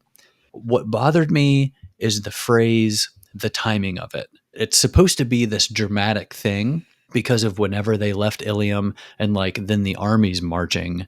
But the reason I find it annoying is because how are we supposed to know the timing? This bit here, I feel, loses its shock factor because we have no point of reference for like how long it took Aelin and them to like get from Ilium to Skulls Bay, and like how fast a pace is like 3 weeks for the armies to get from Morath to wherever they are now. I don't know. It just feels like it's supposed to be this moment of like, oh no, the armies, were they already on their way to Ilium like when they were still there, or they like left right away after they left Ilium? But we have a zero sense of that time frame. Like there's literally 0 point of reference. I think it makes me upset because this is supposed to be like a, oh my gosh, yeah, like they were in Ilium and like Erewhon knew something ahead of time, but then we're lost and like, okay, well, we have no point of reference for it anyway. So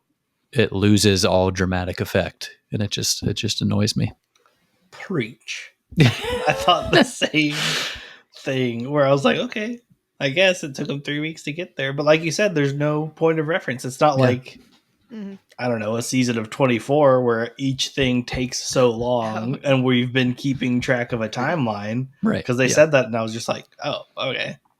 Like it would have been different. What I would have liked is if it said somewhere like how long it took them to get to Ilium to Skulls Bay. Like how long did that take that time to travel? Because I think they like partially traveled on boat, but they were obviously on horses or whatever for part of that too. So like, I don't know.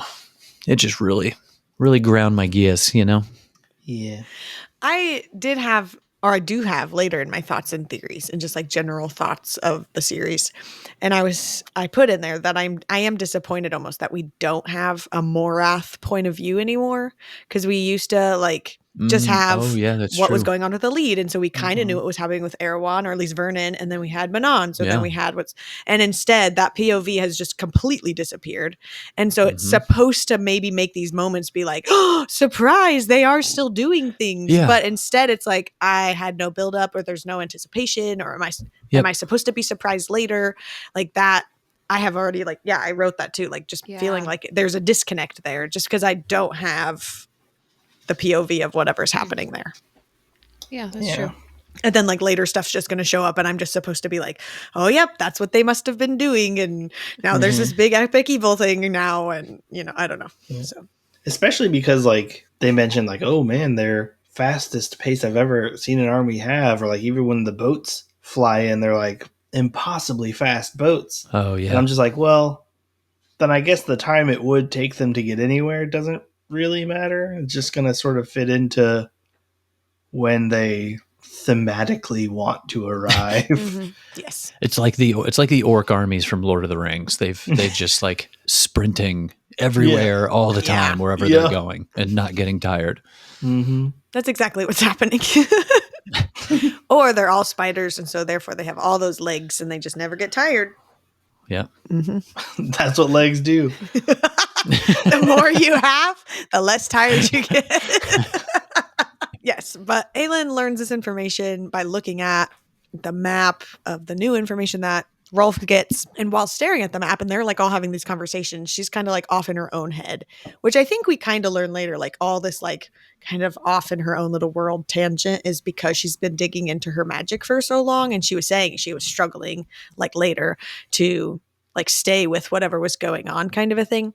And this is like one of those moments. And she noticed Briarcliff on the map and said she was considering that there was a life debt owed to her there.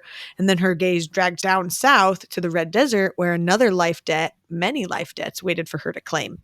And then I wrote in my notes, like, we're going to get our Avengers Endgame moment. Everybody's going to come together and we're going to have the cool fight. Ooh, can't wait. So excited about that. And then we get the official that Rolf is the Mycenaean heir and they are the people. And I just really love this like line from her where it says, "You are the heir of the Mycenaean people," Aelin said, "and I have come to claim the debt you owe my bloodline on that account too." Or were all the sea dragon references just some personal fetish? I just died laughing because I'd been waiting for this moment to finally be announced or whatever. And so then for her to some personal fetish just made it so good. Yeah, it's like, dude, you're not hiding it. Yeah, not at all. Come on. Again, though, what if it was? And he was just like one of those guys who's like super into anime, so his room's decorated like anime. And he's like, no, it really is. I just like sea dragons. I'm really into Chinese art. I was a little annoyed, though, with finding out this information, only because Arabin's information is how they got that. From like Lysandra had learned it from Arabin, because Arabin was keeping tabs on the people he worked with. And I just hated the fact that his name was even brought up.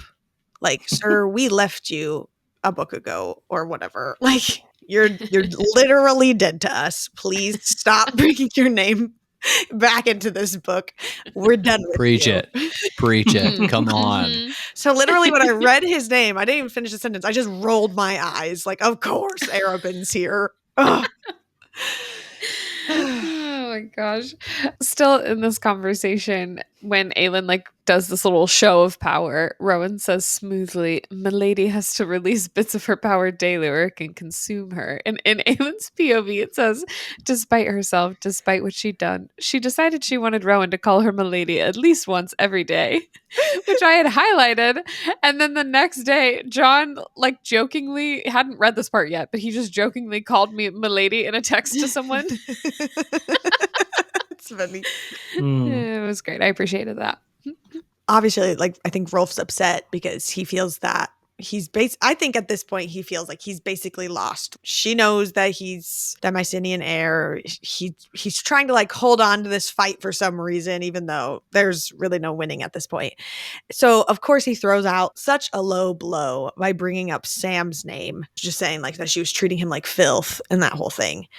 And then I just like, not that I loved that he said that, but I loved that the immediate next sentence was just that there was a choking sound and a slam and rattle of glass. She looked slowly to find Rowan with his hand around Rolf's neck. The captain's pressed onto the map, the figures scattered everywhere. Rowan's snarling teeth close to ripping off Rolf's ear. And I was like, first of all, I gasped when Rolf brought up Sam's name. But then the whoop, I whooped when Rowan took him down. I was invested in this moment. And I just love that Rowan was there for her. Oh, so good. The best. There was a moment directly after that, too, where he whispered something into Rolf's ear that we did not get to hear. Mhm. And the only thing that I thought of, I think froze from last episode, was whenever John was like, "Hey, little mama, they whispered in the ear." That's what I'll think of anytime any of these characters whisper into an ear now. That's what they said. Because then later, too, like Rowan like looks at him or Rolf or whatever, and his face like goes white. And that's what he was remembers remembering. the song. He's like, The song. Please don't sing it again. Your voice is terrible. Stop. "Don't tell me something I might like to hear." I feel like I also need a report from Kyle with all of his unhinged ships. Oh, I think he wrote those at the end, so I think you're here I for did. it. Because I was just editing the part of episode 18 where Kyle says foreplay, and you say foreplay for what? And he says the ultimate enemies to lovers, Aelin and Erwan. You never know. It was fresh in my head. Anyway, so the gang's still like talking to Rolf, and they're like revealing all their plans about how they backed him into a corner and all this stuff. And it says Adian inclined his head toward Lysandra. You'd think they noticed a skiff being tugged out to sea by a shark last night, but I was like, a shark? I wanted to see Lysandra as a shark. I'm kind of sad we didn't, but then also like sea dragon, you know. Yeah. Lauren, this was more for you because this was Rolf kind of like confirming it when he says, "I cannot guarantee the Mycenaeans will rise, though. We've been scattered too far and too long. Only a small number live here, and they will not stir without proper motivation." And I just wrote, vindication! That they are the Mycenaeans because you called it. Yeah, I did. Like literally the first second a sea dragon was brought up, I was like, they're going to have that and this is going to happen and Lysandra's going to be the one. And I'm so proud of myself because I never get these right. So yes, go team Good Lauren. stuff. But with that, I had also said that the barmaid who worked there that I thought that she was a sea dragon because of her eyes being the same color as the scales of the picture of one of them or whatever it was. And so when he said that, he glanced toward the bar as if expecting to see someone behind it. And I was like, oh, he's looking for the barmaid because she's also a sea dragon. Like, that's cool. She's probably going to like join this fight with Lysandra. That's going to be so cool. And so then it was like the last sentence of the chapter that Lysandra like finally turned into a sea dragon was just like 2 wyvern, 1 sea dragon. And I was like, until this other one shows up and then there'll be 2 of them and it'll be so cool and they'll work together. And then she never does. So maybe she will later, but that's like the ending I had put in my head for that. And obviously the ending Lysandra gives us is amazing and I have no complaints. But that was like, that line made me think this other one was going to show up and it would have been a cool little moment. But maybe the next time. Maybe the next sea dragon, sea wyvern showdown. I mean, in the world they live in, that could be tomorrow. Who knows? Yep. It's a regular old Probably. Tuesday. This part at the end of their conversation where Rolf shakes Aylin's hand brought 2 things to mind for me immediately. And it says, Rolf shook Aylin's hand hard enough to break bones, but she did it right back. She sent a little flame searing into his fingers. He hissed, pulling back his hand, and Aylin grinned. Welcome to Her Majesty's Army, Privateer Rolf. And this, first of all, reminded me of those like little prank handshake buzzers you can like sneak into your hand. And she just kind of has one built in, so that's kind of fun. But then it also reminded me of Hannah Montana, where the 2 mean girls always like touch their fingers together and they go, ooh. Like she could literally do that. I did not know what that note meant until you said the words Hannah Montana, and I was so there with you. Oh, she could do that. That's so cute. It's fun. Yeah. Mm-hmm. Maybe she and Rowan will get their little handshake going or something. Or her and Lysandra. Yeah. Ooh. I love here that we get a little like Dorian thought right here. This is after basically he calls her like insane and she's like crazy for this like plan that she's been hatching and all this stuff. But it says perhaps he could do with a bit more wickedness and insanity too. And I was just thinking like, what you got in mind, Big D? And I said, never mind. I already know, you little blue-eyed devil. That's so funny. When he calls her insane, I have like highlighted that and I was like, you're just now figuring this out? Yeah, that's true. Sir. That's a good point. But okay. But I do like his line following up all of that, which was just like, the war would not be won on smiles and manners. I was like, aw, that's so sweet of him. Like that's his life so far. And it's just so cute. And I would love to see him do, obviously like his whole little moment with the sea dragon stuff was cool, but I'd love to see him be like, I don't know, so cool and epic. Because even whenever he gets Damaris back and it was like a weird weight or an unknown weight on his hip, like he literally has never held a sword before or whatever. So I don't know, I'm excited to see his character development, I guess. Maybe Kale can explain it to him and show him all the places where you put it. Yes. Sounded a lot more sexual. Yeah, I was like, well, what are we talking about? Dorian and Kale, Connor's shipping them now. If Kale were going to mansplain a weapon to anyone, you'd think it would just add that to the list. Dorian and Kale. Kale seems like the kind of guy that you could start talking about a certain kind of sword, and then he'd go off for hours about different kinds of weapons. Yeah. But Dorian also like has been handy with a sword before. Yeah, that's true. Like, he was part of that training. Where like, he even had that conversation with back then Selena, where he was like, "Oh, I know how to handle my own sword." Better than Kale. Yeah. Better than Kale could handle my sword. Yeah, that's what he said.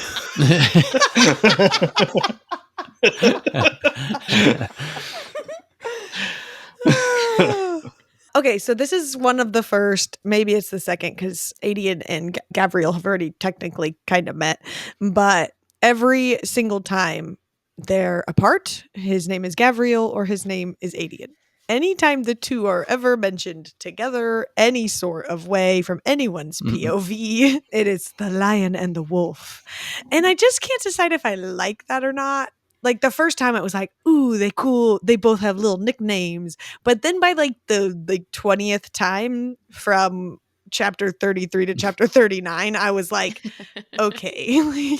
We get Who's it. who again? It's just a little too much. So Does Fenris feel left out now because of it? People are Mm. saying like the lion and the wolf, and he's like, and the leopard, I'm here. Mm. don't Come forget about on. me. And the kitty cat. Meow. No, Gabriel's the kitty cat. I guess they're both kitty cats. Kind of. Oh, yeah, I guess that's Anyway. true. I just had a note here about when Dorian gets Damaris, and I was just excited because the whole thing with like it being the sword of truth. So I was just like, let's see how it works for Big D, because we know that, was it Gavin that used it? It was Gavin's sword, right? Was it Gavin? Okay. Was it? I saw her prepping that before she even Yeah. unmuted her mic. He's like, She had here the I go. eyebrows. She was ready to go. My time to I should have shine. known. I was I should lining have up. known. But I'm excited because of the power to see if it like works for him, how it was kind of described to do. So looking forward to that. Yeah, and then we get to chapter 34 with the sea dragon. On our first read, I could have highlighted this whole thing, but just on our first read, John and I listened to this part of the tandem read on a road trip, and we were both like shouting in the car Yes. listening to this. This was like probably our most hyped moment reading the series together because we were like actually listening to it happen and we were freaking out. Well, and I knew that you guys had a road trip and I knew that there was something you were freaking out about. And so I've been waiting for the moment to be like, oh, this is the time. And now I know. And now I feel like I'm part of the group. I'm finally now 20 episodes, whatever we are. Welcome to the club. And then, of course, there's like when Aelin's getting ready, and there are these like few sentences that I just had to point out. Today, her message would thunder across the realms. She was not a rebel princess, shattering enemy castles and killing kings. She was a force of nature. She was a calamity and a commander of immortal warriors of legend. And I was just like, hell yeah, go off, queen. Like, let's do this. Wreak some havoc. Whew. Yeah, that was epic. Yeah, and it said, just like continuing off of that, it said today her message would thunder across realms. They had not come 10 years ago. She wanted them to know that she had not forgotten. And I was like, oof, she's going to do something big. I'm excited. And then for her to just like look over at Lysandra and just say, now. And then it said Lysandra gracefully sat on the broad wooden railing, pivoted her legs over the side, and dropped into the water. And I highlighted it and just wrote, it's happening. I'm so excited. And I love that everyone around her was like, oh, what? Like they Yeah, all like, start panicking. And they're like, why is nobody going to save her? And then we keep going, and I had to, call these out too. But it's basically just her transformation under the water. A broad jade green snout, peppered with shredding white teeth, huffed a mighty breath, then arced back under the water, revealing a flash of a massive head and cunning eyes as she disappeared. Hell yeah, I wrote. Yeah. And then the Mycenaeans would only return when the sea dragons did. And so Aelin had ensured that one appeared right in their goddamned harbor. I went, hell yeah! And then the moment when it said 2 sea wyverns against 1 sea dragon, hell yeah. Hell Let's go. I'm so excited. So we jump into chapter 35, and this is like back with Aelin and Rowan, and they like chain themselves to the mast of the boat, and they're talking about her like diving deep into her power. And I had so many notes during all of this, but I think I would have to say each one to just actually try to verbalize what really happened, other than that this dive into her power was literally crazy, and just like it describing it going down, down, down, down, and her reaching the floor. And then obviously what happens whenever she ends up using the word key and like all of that. And it was really cool, really well written, in my opinion. I really appreciated it. Go read chapter 35 if you haven't, so you know what I'm talking about. But then she like starts losing control, and she ends up like ripping away from Rowan, and he thought he heard thunder, but it said that he realized it wasn't thunder, but the sound of a door slamming. And my immediate thought was, the only thing we've known that's come through doors of word keys are Vogue. And so I thought she was being like possessed by a Vogue in this moment. And then I thought the only person who would possess Aelin would be another Volg king. Like, I don't think it would just be some lesser Volg person. So we had like with Kale on his side, learned about these other two Fog Kings, and we were saying they'd come back or something. And so I was like, oh my God, in my head, this is the whole story played out of Aelin is now all of a sudden besties with Erewhon because they're both Fog King. And then everyone has to take down both of them. And it would have been like this whole shifted story. Enemies to lovers. Exactly. Forced proximity for Aelin and Erewhon. And it would have just been like a whole epic side story. Now, don't get me wrong, I'm glad that didn't happen, but I did kind of like in my head write a really cool ending to this series. So somebody write that down. Especially because like when Fenris looks at her and is like, that's not Aelin. And I was like, oh my God. But literally, because it was a god, but not a Volk king. So. But yeah, it's freaking Deanna. I had completely forgotten about this moment until we got there. And so all of this is happening with Deanna, like straight up possessing her. And I have this quote highlighted that says, Rowan realized that the flame she would unleash would be so cold it burned. Realized it was the cold of the stars, the cold of stolen light, not wildfire, but moonfire. I realize this is supposed to be like a big, crazy jaw-dropping thing, but Moonfire was the coolest name for this. Yep. Sounds like a hot sauce. Moonfire. I put that shit on everything. We could make that another candle smell. What's happening, people? You know, because we have small children, so we listen to Disney in the car anywhere we drive. And the kids are screaming and yelling in the back, but Kyle and I are rocking it to Make a Man Out of You from Mulan. And we're up there singing. We're living our best life. And it was like a raging fire. And I went, like Aelin, mysterious as the dark side of the moon, like her moon fire. Like, on the side. Like a light bulb. Just like that. It's funny. But Deanna calls her the queen who was promised. And we still don't know what that means. And Aelin's trying to figure it out through the whole end of this little chapter chunk. But is this turning into like a chosen one prophecy trope situation? I mean, she kind of already is like a chosen one, I guess, because she's the queen and whatever. But there's not a prophecy, I guess, attached to it. Or I don't know. Is she Harry Potter now? I don't know what's happening. She have a scar. Are you asking if she's the main character? Well, yes, but not all main characters are attached to some sort of prophecy or some sort of like fulfillment of something. I feel like she's always been the chosen one sort of vibe, where it was always everything came down to her. The girl who lived.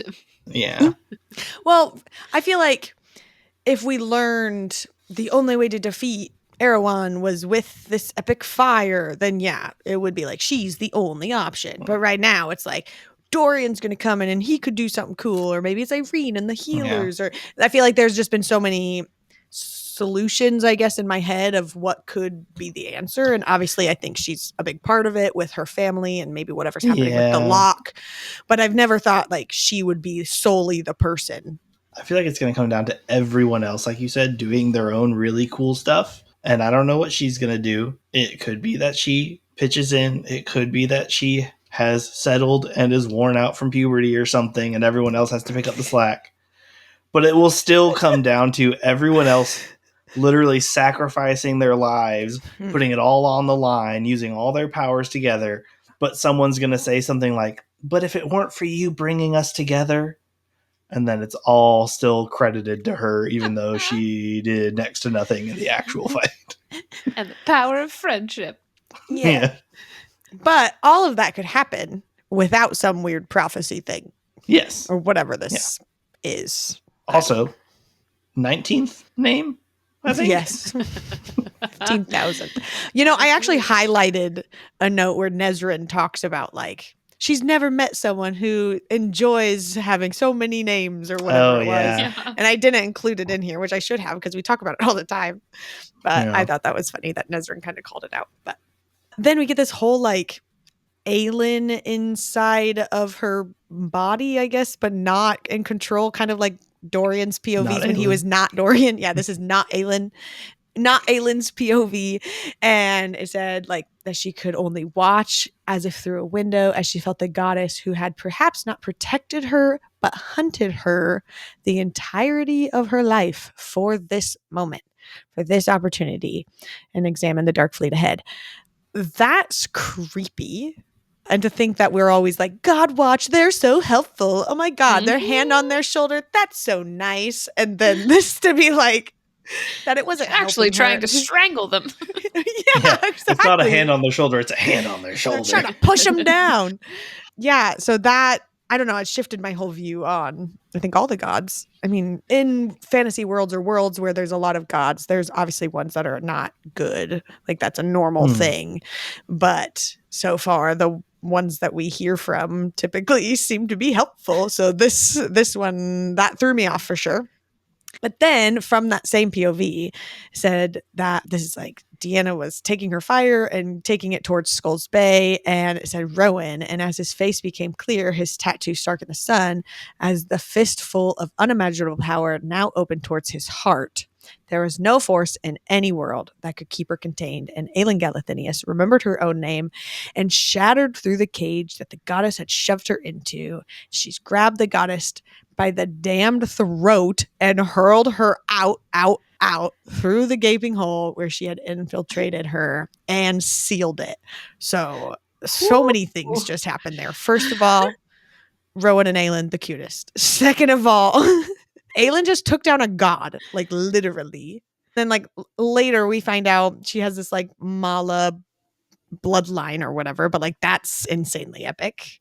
And then that she's able to like, I guess, use the word key to like seal the gate, I guess is what she's doing there. And I don't know, so many things. And it was insane and really cool, but also like super fast. I felt like it just, I don't know. A lot of things happened. Yeah. That's all I feel like Deanna won't be giving her any more golden arrows, that's for sure. Not after she just re-gifted the one to Nezrin. That's what she's really mad about. I just wanted to talk. Why'd you give it away? So this is where Aelin like blasts the ship underneath her, basically, instead of aiming her power at Skull's Bay, and she falls into the water. And so the beginning of chapter 36, my back-to-back notes here as Aelin's being pulled out of the water was the quote that said, tugging her against a hard male body, and I wrote hot, and then it said Fenris. That was his name, and I was like, oh, oops. Too late, no take backsies. But then we learned that Fenris can apparate or winnow, I guess, whatever you want to call it, that he's like jumping between short distances. And I think that's new in this world, right? Like is this the first instance that we see of this? I forgot that he could do that. But I just thought that was interesting. I mean, it doesn't seem like he can do it very well or for very long, since he was only really able to take Aelin from wherever they were to the reef, which could have been a very far distance. But I feel like compared to what some of these other friends can do, it doesn't seem, it does not seem like a lot. So Dorian could just freeze the ocean and walk out to her. Valid. Freeze the whole ocean. Probably, honestly. That's cool. But I loved this like one moment from Aelin, just like she's really worried about Rolf only because it said she'd likely killed her first and only human ally in this world, in this war, and her only direct path to that lock. And if the news of the former had spread, and I was like, yeah, girl, that would super suck for you. Like the first time you get a human on your side and you immediately kill him, like no one's joining your team. Like, it's over for you. Oh my gosh. And my last note from this chapter is, let's freaking go, Lysandra, you brilliant, powerful woman. Whoop, whoop.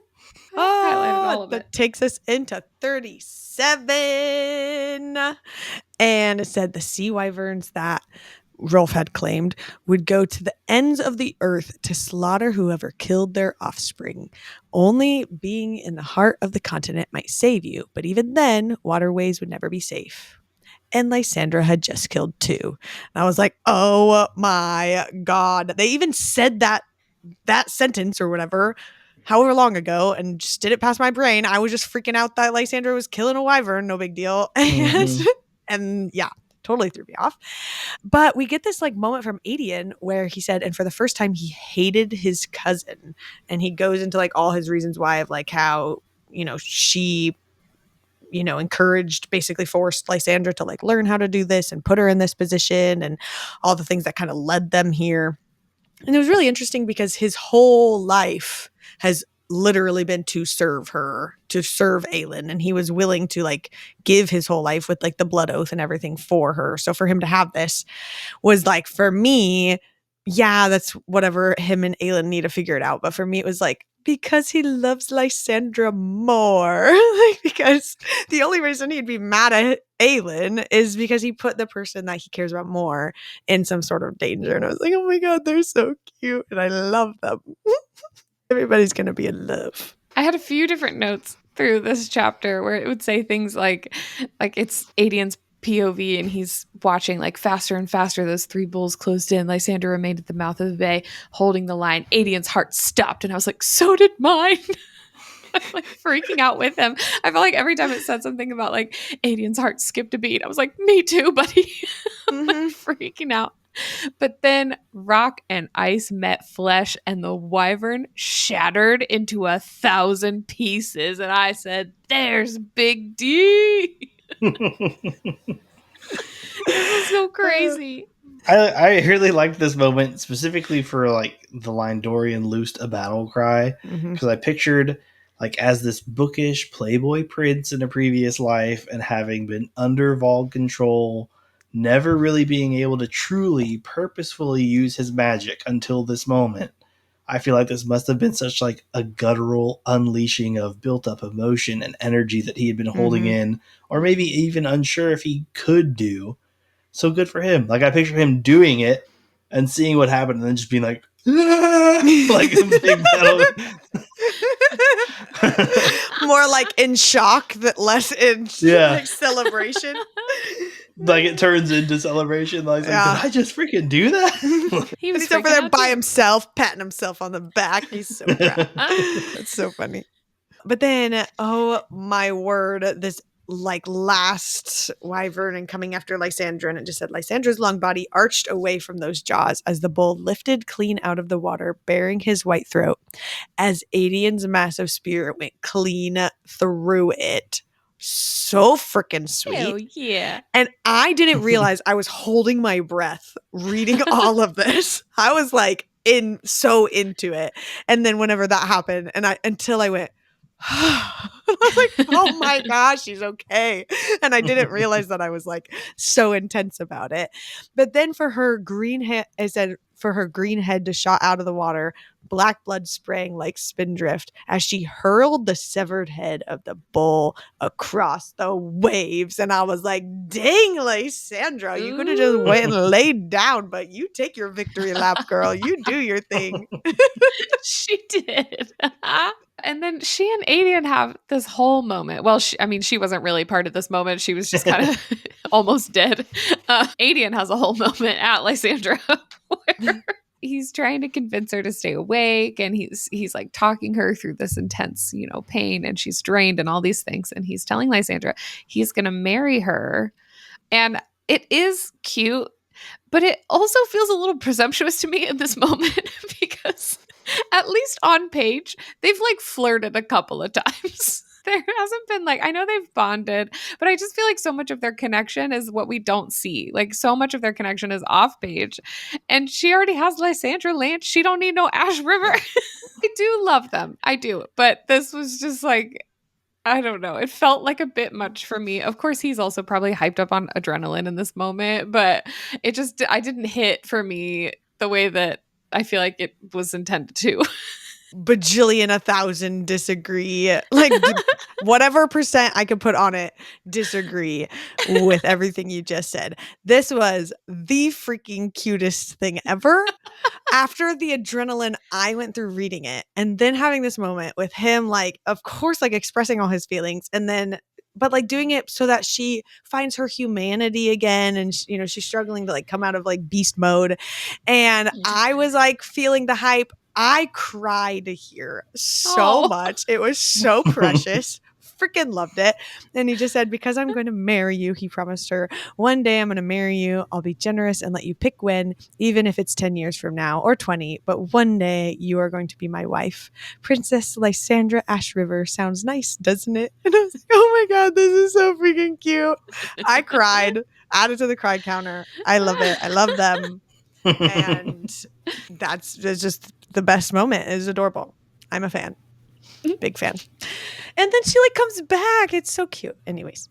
So that's what I feel like my reaction was supposed to be, but like both times I read this, so I cute. just didn't. I just wasn't there. I don't know why. I'm feeling it for sure. But Adian decides obviously to stay with her on the beach. Everyone else goes about their business until she goes back into human form. And we get this like really awkward, creepy POV from the lion who's like in the woods watching them. Super weird. And then like for the fact that like Lysandra comes back and she's naked and the lion's just sitting there like observing everything from the woods with his binoculars. It's also like a really creepy, like obviously for that, but it's like an awkward pity party where he's like, this was so epic and my son's so cool and everyone's going to remember these stories forever. And then it said, and he wondered to himself, would he himself ever be mentioned in those whispered stories? I was like, who cares if you are? Like, you're like, dude, Well, like, did we not just see all the things that happened? And instead it's like, oh, but will anyone remember I was here too? Like, yeah, dude. that's what I thought. Like, maybe not this story. You didn't do anything. It just felt like such a random POV at the end. Instead of just, Yeah. I mean, we got to see, I guess, Adian helping Lysandra get back and stuff, but that could have been either of their POVs or something. Yeah. Like, it Mhm. didn't have to be the lion in the woods or whatever. Because again, anytime he's mentioned with Adian in the same like area, it's the lion and the wolf. Ugh. I think I'm growing that I don't like it, but whatever. I was unsure before the episode. I feel like if there was some explained context or something, maybe, but like I don't know. Yeah. I don't know. Empire of Storms, chapter 38. Rolf, first of all, this is the debrief with Rolf afterward, who was not impressed. He says to Aelin, it looks to me like you were a little girl playing with power too big for you to handle, and only your prince jumping into your path made you decide not to slaughter my innocent people. And I said, well, you're not wrong. Pretty insightful, Rolf. I'm glad she's still getting called out for her bull crap. I do appreciate that she failed. Like, that sounds bad, but like, if Yeah. she was just cool and epic all the time and had no struggles and she was just doing her thing, like, she kind of failed, like, with the whole Erewhon meeting in Ilium until, the air out of the chest guy, whatever, until he decided to go away. And then for this to kind of, like, blow up in her face, like, she is young and she does have a lot to learn as much as she goes around and acts like she's all big and high and mighty and stuff. So I appreciate that she has to also take the steps to figure out who she is with all this power and to have some character development instead of just being cool and epic the whole time. As much as that would have been cool to see and for her to do that, I don't know. I guess I appreciate the growth, assuming we get somewhere at the end where she is cool and epic, but I don't know that yet. The growth is maybe yet to come. I will say too, like, Lysandra to have her moment. Yes. yeah. I will also say too, like you said, it's good to see her fail. This entire book has been her failing forward. She has failed to act in a way that's gotten her any allies in an appropriate way, and admitted like it was only happenstance that she was able to sort of leverage the situation to even get them on board here. And even this, like, I thought from the beginning, she's never dipped that far into her power before, but she does it and just assumes that she'll be able to handle it when it comes time because she's got her man. They're chained up on iron. They did take some precautionary measures at least, but then she still wore the They did freaking take word key around her neck. That's the other thing too, though. If you're going to dip so far into your power, maybe don't. And then you wouldn't need the precautionary measures.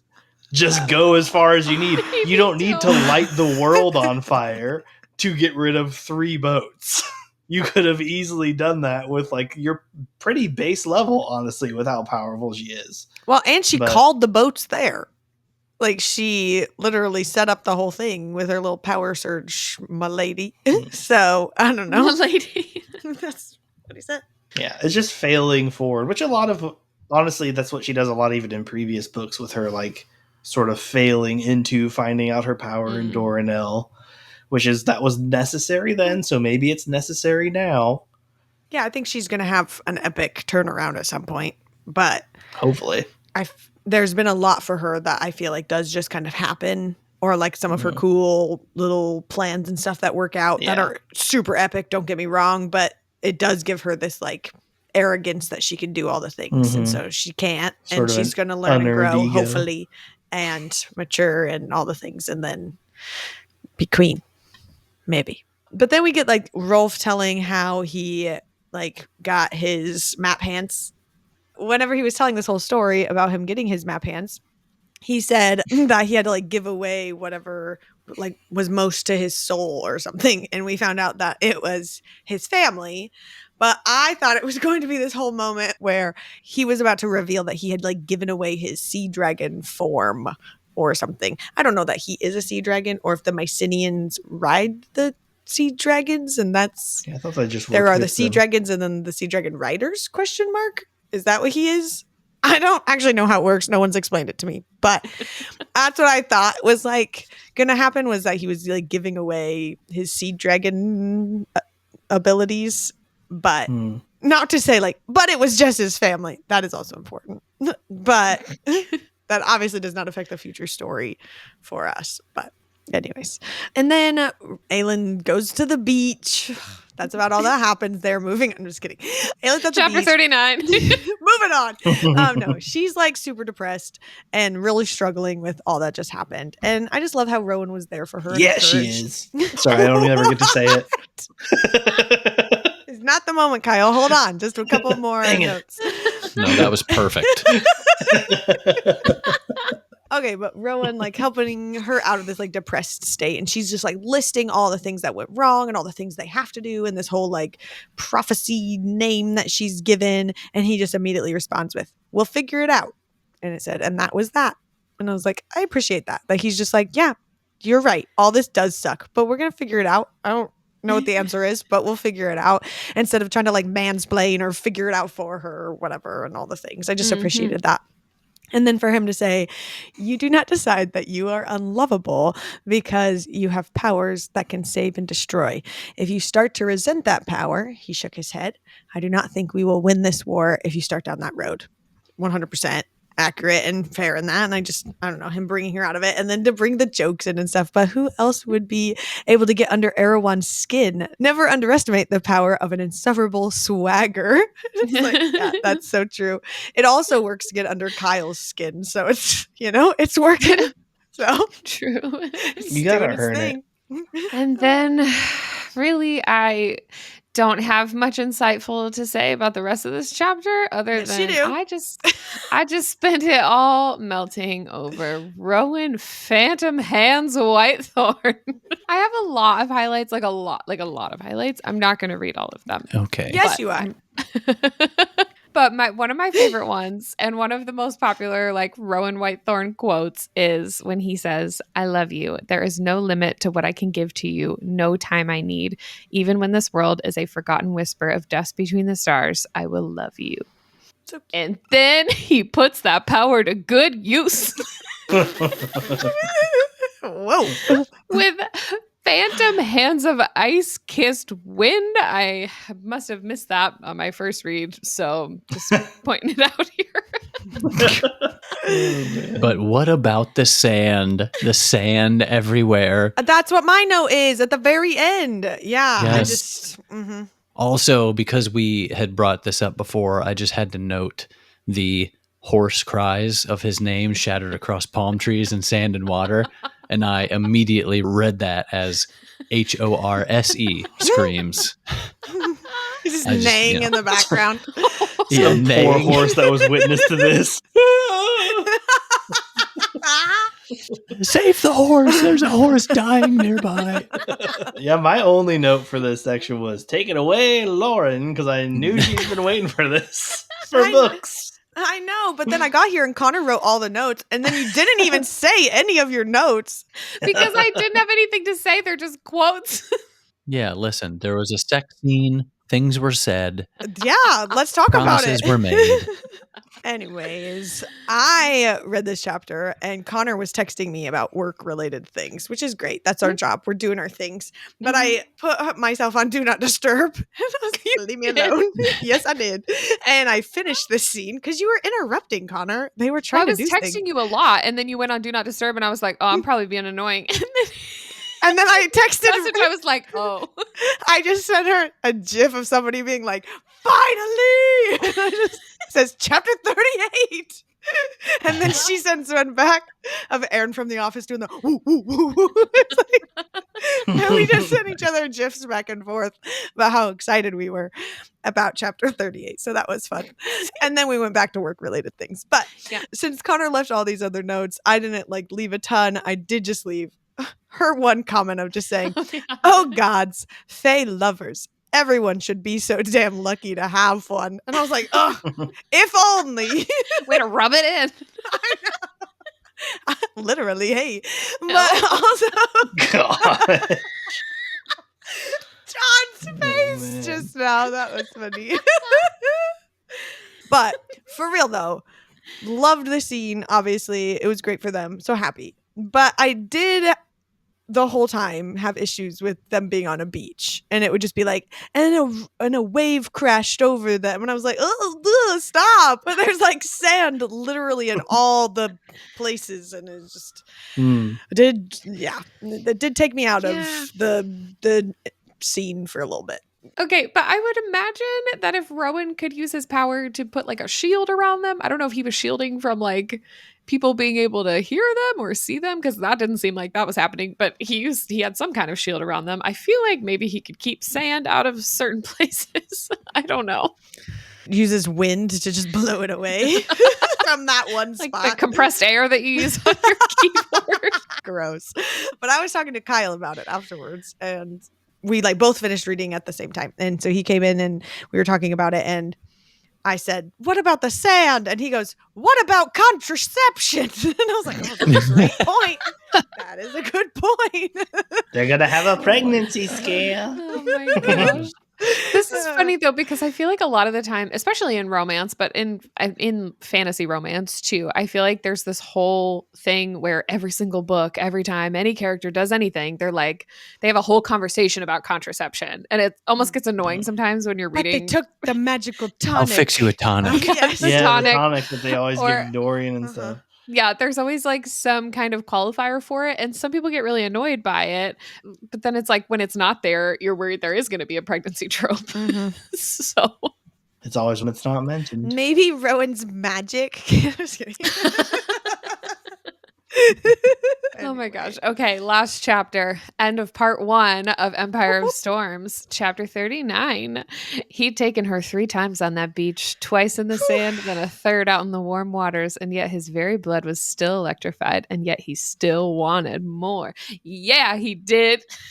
I mean, they've waited a really long time to figure this out between them, but also, he's probably waited a really long time figuring out life and stuff. So he's just ready to go. I'm so happy for them. On the way back to the inn or whatever, he said he knew that had also been a choice on her part, a final decision regarding the matter of who would be in her royal bed. And I was like, why is he even questioning this? Why is he insecure? He is literally a hot and powerful 300-year-old female dating a 19-year-old human. You got nothing to worry about, buddy.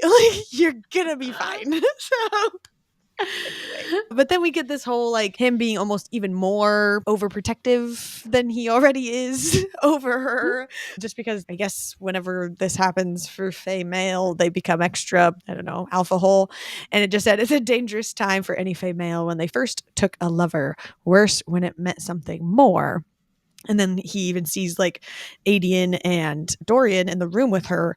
And it said Rowan bit down against the rage at the sight of other males near his queen, reminding himself that they were his friends, but and it's like he's like dealing with some internal battle. So now Rowan's going to be dealing with this, and Aelin's going to go through puberty, and both of them are going to be out for a minute, and it's going to be some sort of struggle. But he's Fae, so it makes it really hot and not overprotective and controlling at all. So Yep, don't worry about that's it. correct.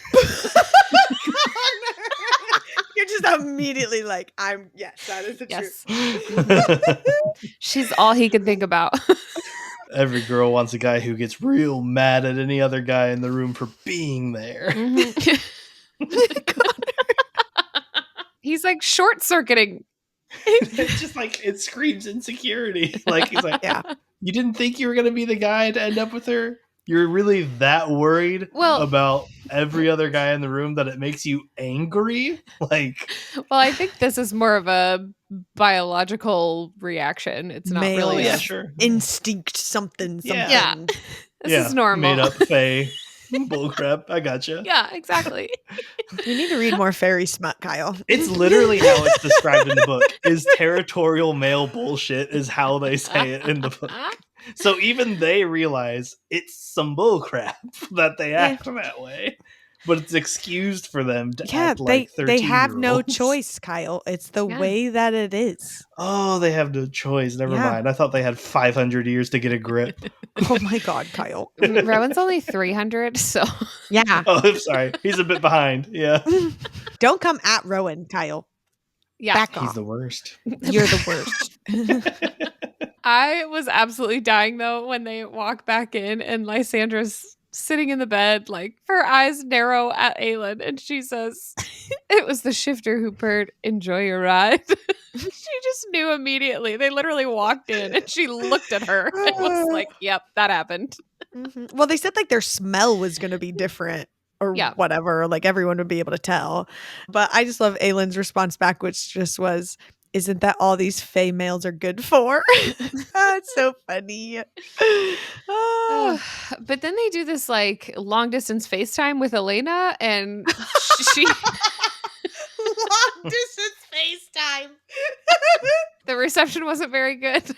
But Elena's like doing the same like cryptic dead guy thing where she's like, "There's so much I did not get to tell you," and I was like, duh. I wrote like that direct, kind of in response to your note. I was like, as much bull honky as Aelin deserves to be called out for, these dead folks and gods deserve it even more. Because even the fact where she's like, "Oh, it's too far. I can't hold on." And she's like, "No, I need answers for this." All of a sudden she's like, "Oh, okay, yeah, well, here's a full paragraph without interruption." Like, okay, so just say you can talk. Like, all these gods and ghosts are like, ooh, mystical. And they just could come out with it already and save me 3 books. Come on. Jeez. For real, though. Well, you're the one who called them out before they even started making like cryptic little notes and messages that they would do that. So don't act surprised. I'm not surprised, but I can still be infuriated. I'm not mad. I'm just disappointed.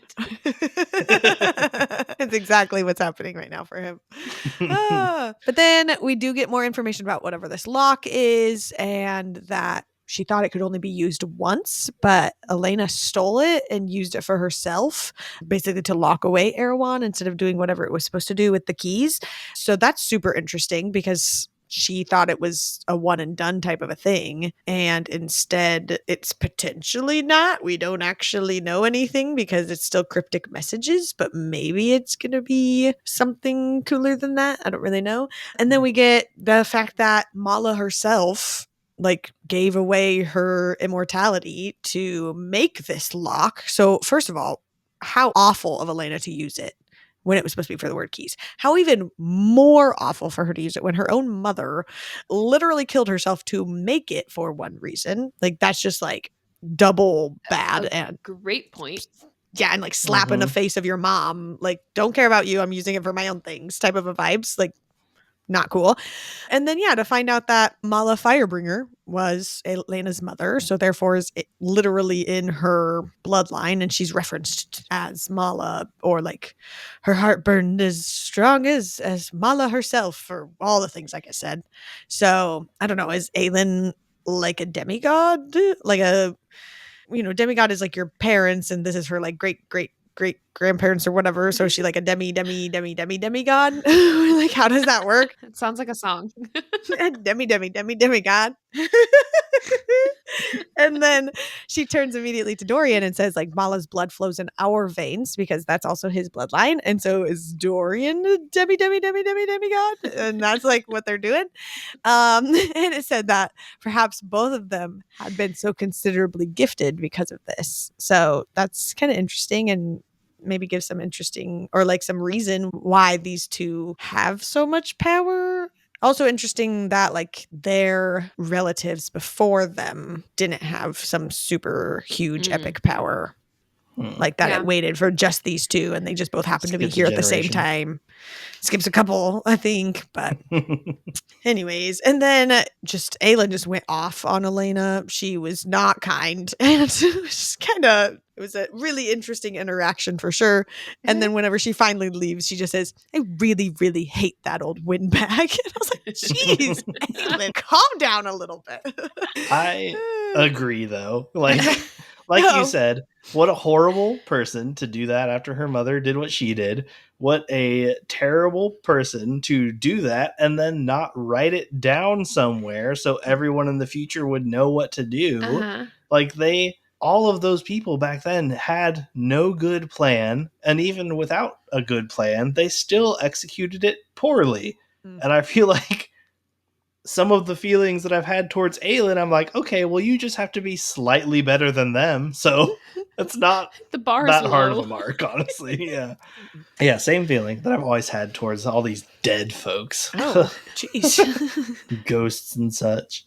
Oh, my next note was just for the very end of the chapter, where I was like, where's the love for our favorite witch in Wyvern? Lauren and I were discussing why she or Abraxos may have chosen to come to them on this ship, because we were sort of going over, it didn't seem like Manon did not seem like she was in charge of this flight, so I personally think Abraxos was the one to Yeah, I did go boy. fly over and like maybe remembered Dorian and his scent and saw her save him and was thinking like, I just gotta get her to someone that's on her side, sort of thing. But well, yeah, I just said, like, why didn't Abraxas just take her to the 13?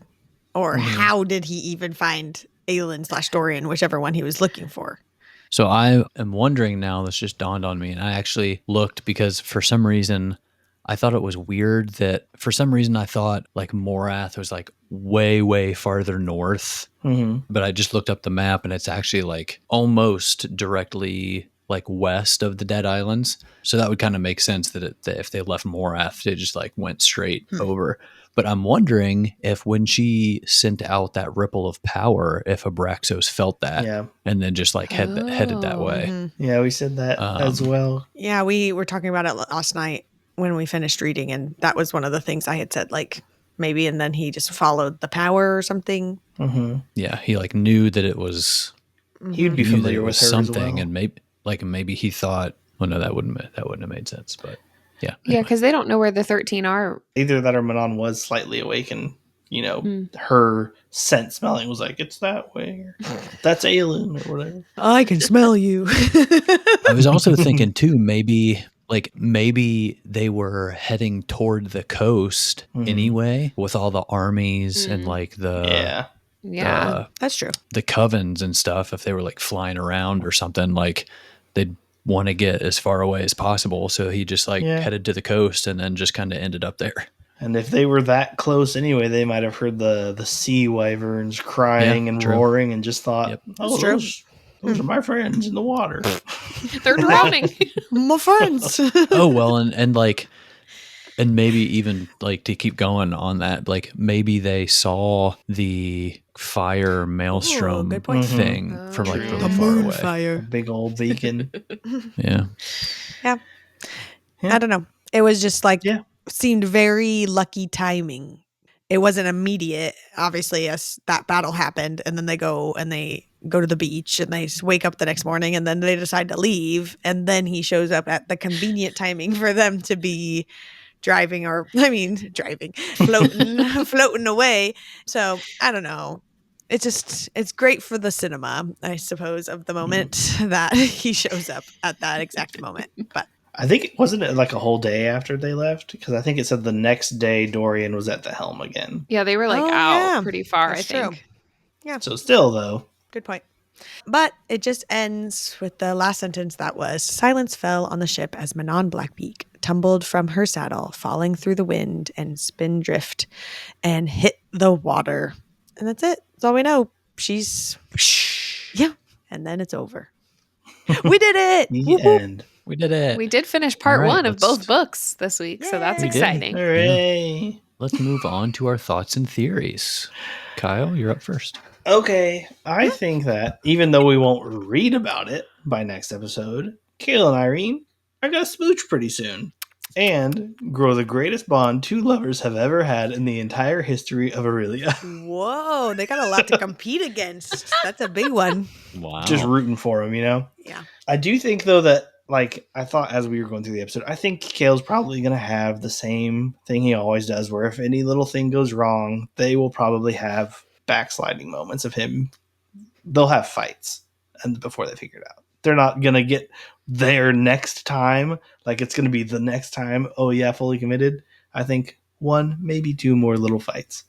Just to get it out of his system. But since we're not reading that next time, we're sticking solely to Empire of Storms for the next episode. My predictions are thus. Oh. Elite and Lorcan. I think Lorcan's going to find out she has the stone, or at least that she's hiding an object from him. I mean, he already knows that. So I feel like the natural next step is finding out what she has. Aelin and Rowan get busy again with varying amounts of detail. That's all I got there. Dorian and Manon kiss, fight, flirt, maybe a little bit of all three, maybe mostly flirting. I feel like Manon will also want to help with her, like want help with her 13 to figure out where they are, or at least let these people know once she gains their trust somehow that, like, oh, I'd like my people to be saved. And I feel like Yue's going to be attacked in one of those, oh no, we're too late scenarios. And, like, they'll show up as the army is showing up instead of showing up before, you know, in order to warn them. I feel like it's going to be much more rushed than what they want it to be. And I think the Bloodhound will show back up because Manon is with them and they'll all get to see this new creation. Since I feel like it would still follow her, like they wrecked its wings, but I feel like it would have the capability to get back to them somehow, regrowing wings or whatever. If I could talk, wings and Sorry, rings. they have so many rings in the Vogue. That is true. But I also think because it's shapeshifting, it'd be interesting for it to take the form of someone in their group, sort of like calling back way back when I was like, oh, one of their dead friends is going to raise up and they'll have to fight one of their dead friends, but instead maybe accidentally attacking someone they do know because distrust has been sown or something like that. Jeez. But that's about all I got.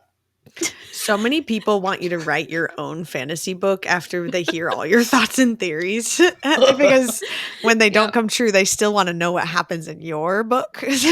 Well, I Figure make that no promises and do not hold myself to them. So I do disagree, though, with Kale and Irene. I think that for Kale, The only thing he's is going to kiss. find someone and they're just going to be. Like, they might have, like, cute bickery, like, jabby type moments, but I don't think they're going to be, like, fighting. You said find someone, not Irene. You No, think I'm it's just gonna be saying someone when else? Kale finds his person, like the person okay. for him, that's not going to be a thing for him. I just feel like because it's been a thing in all the other relationships. Instead, it's just going to be right and it's just going to be perfect.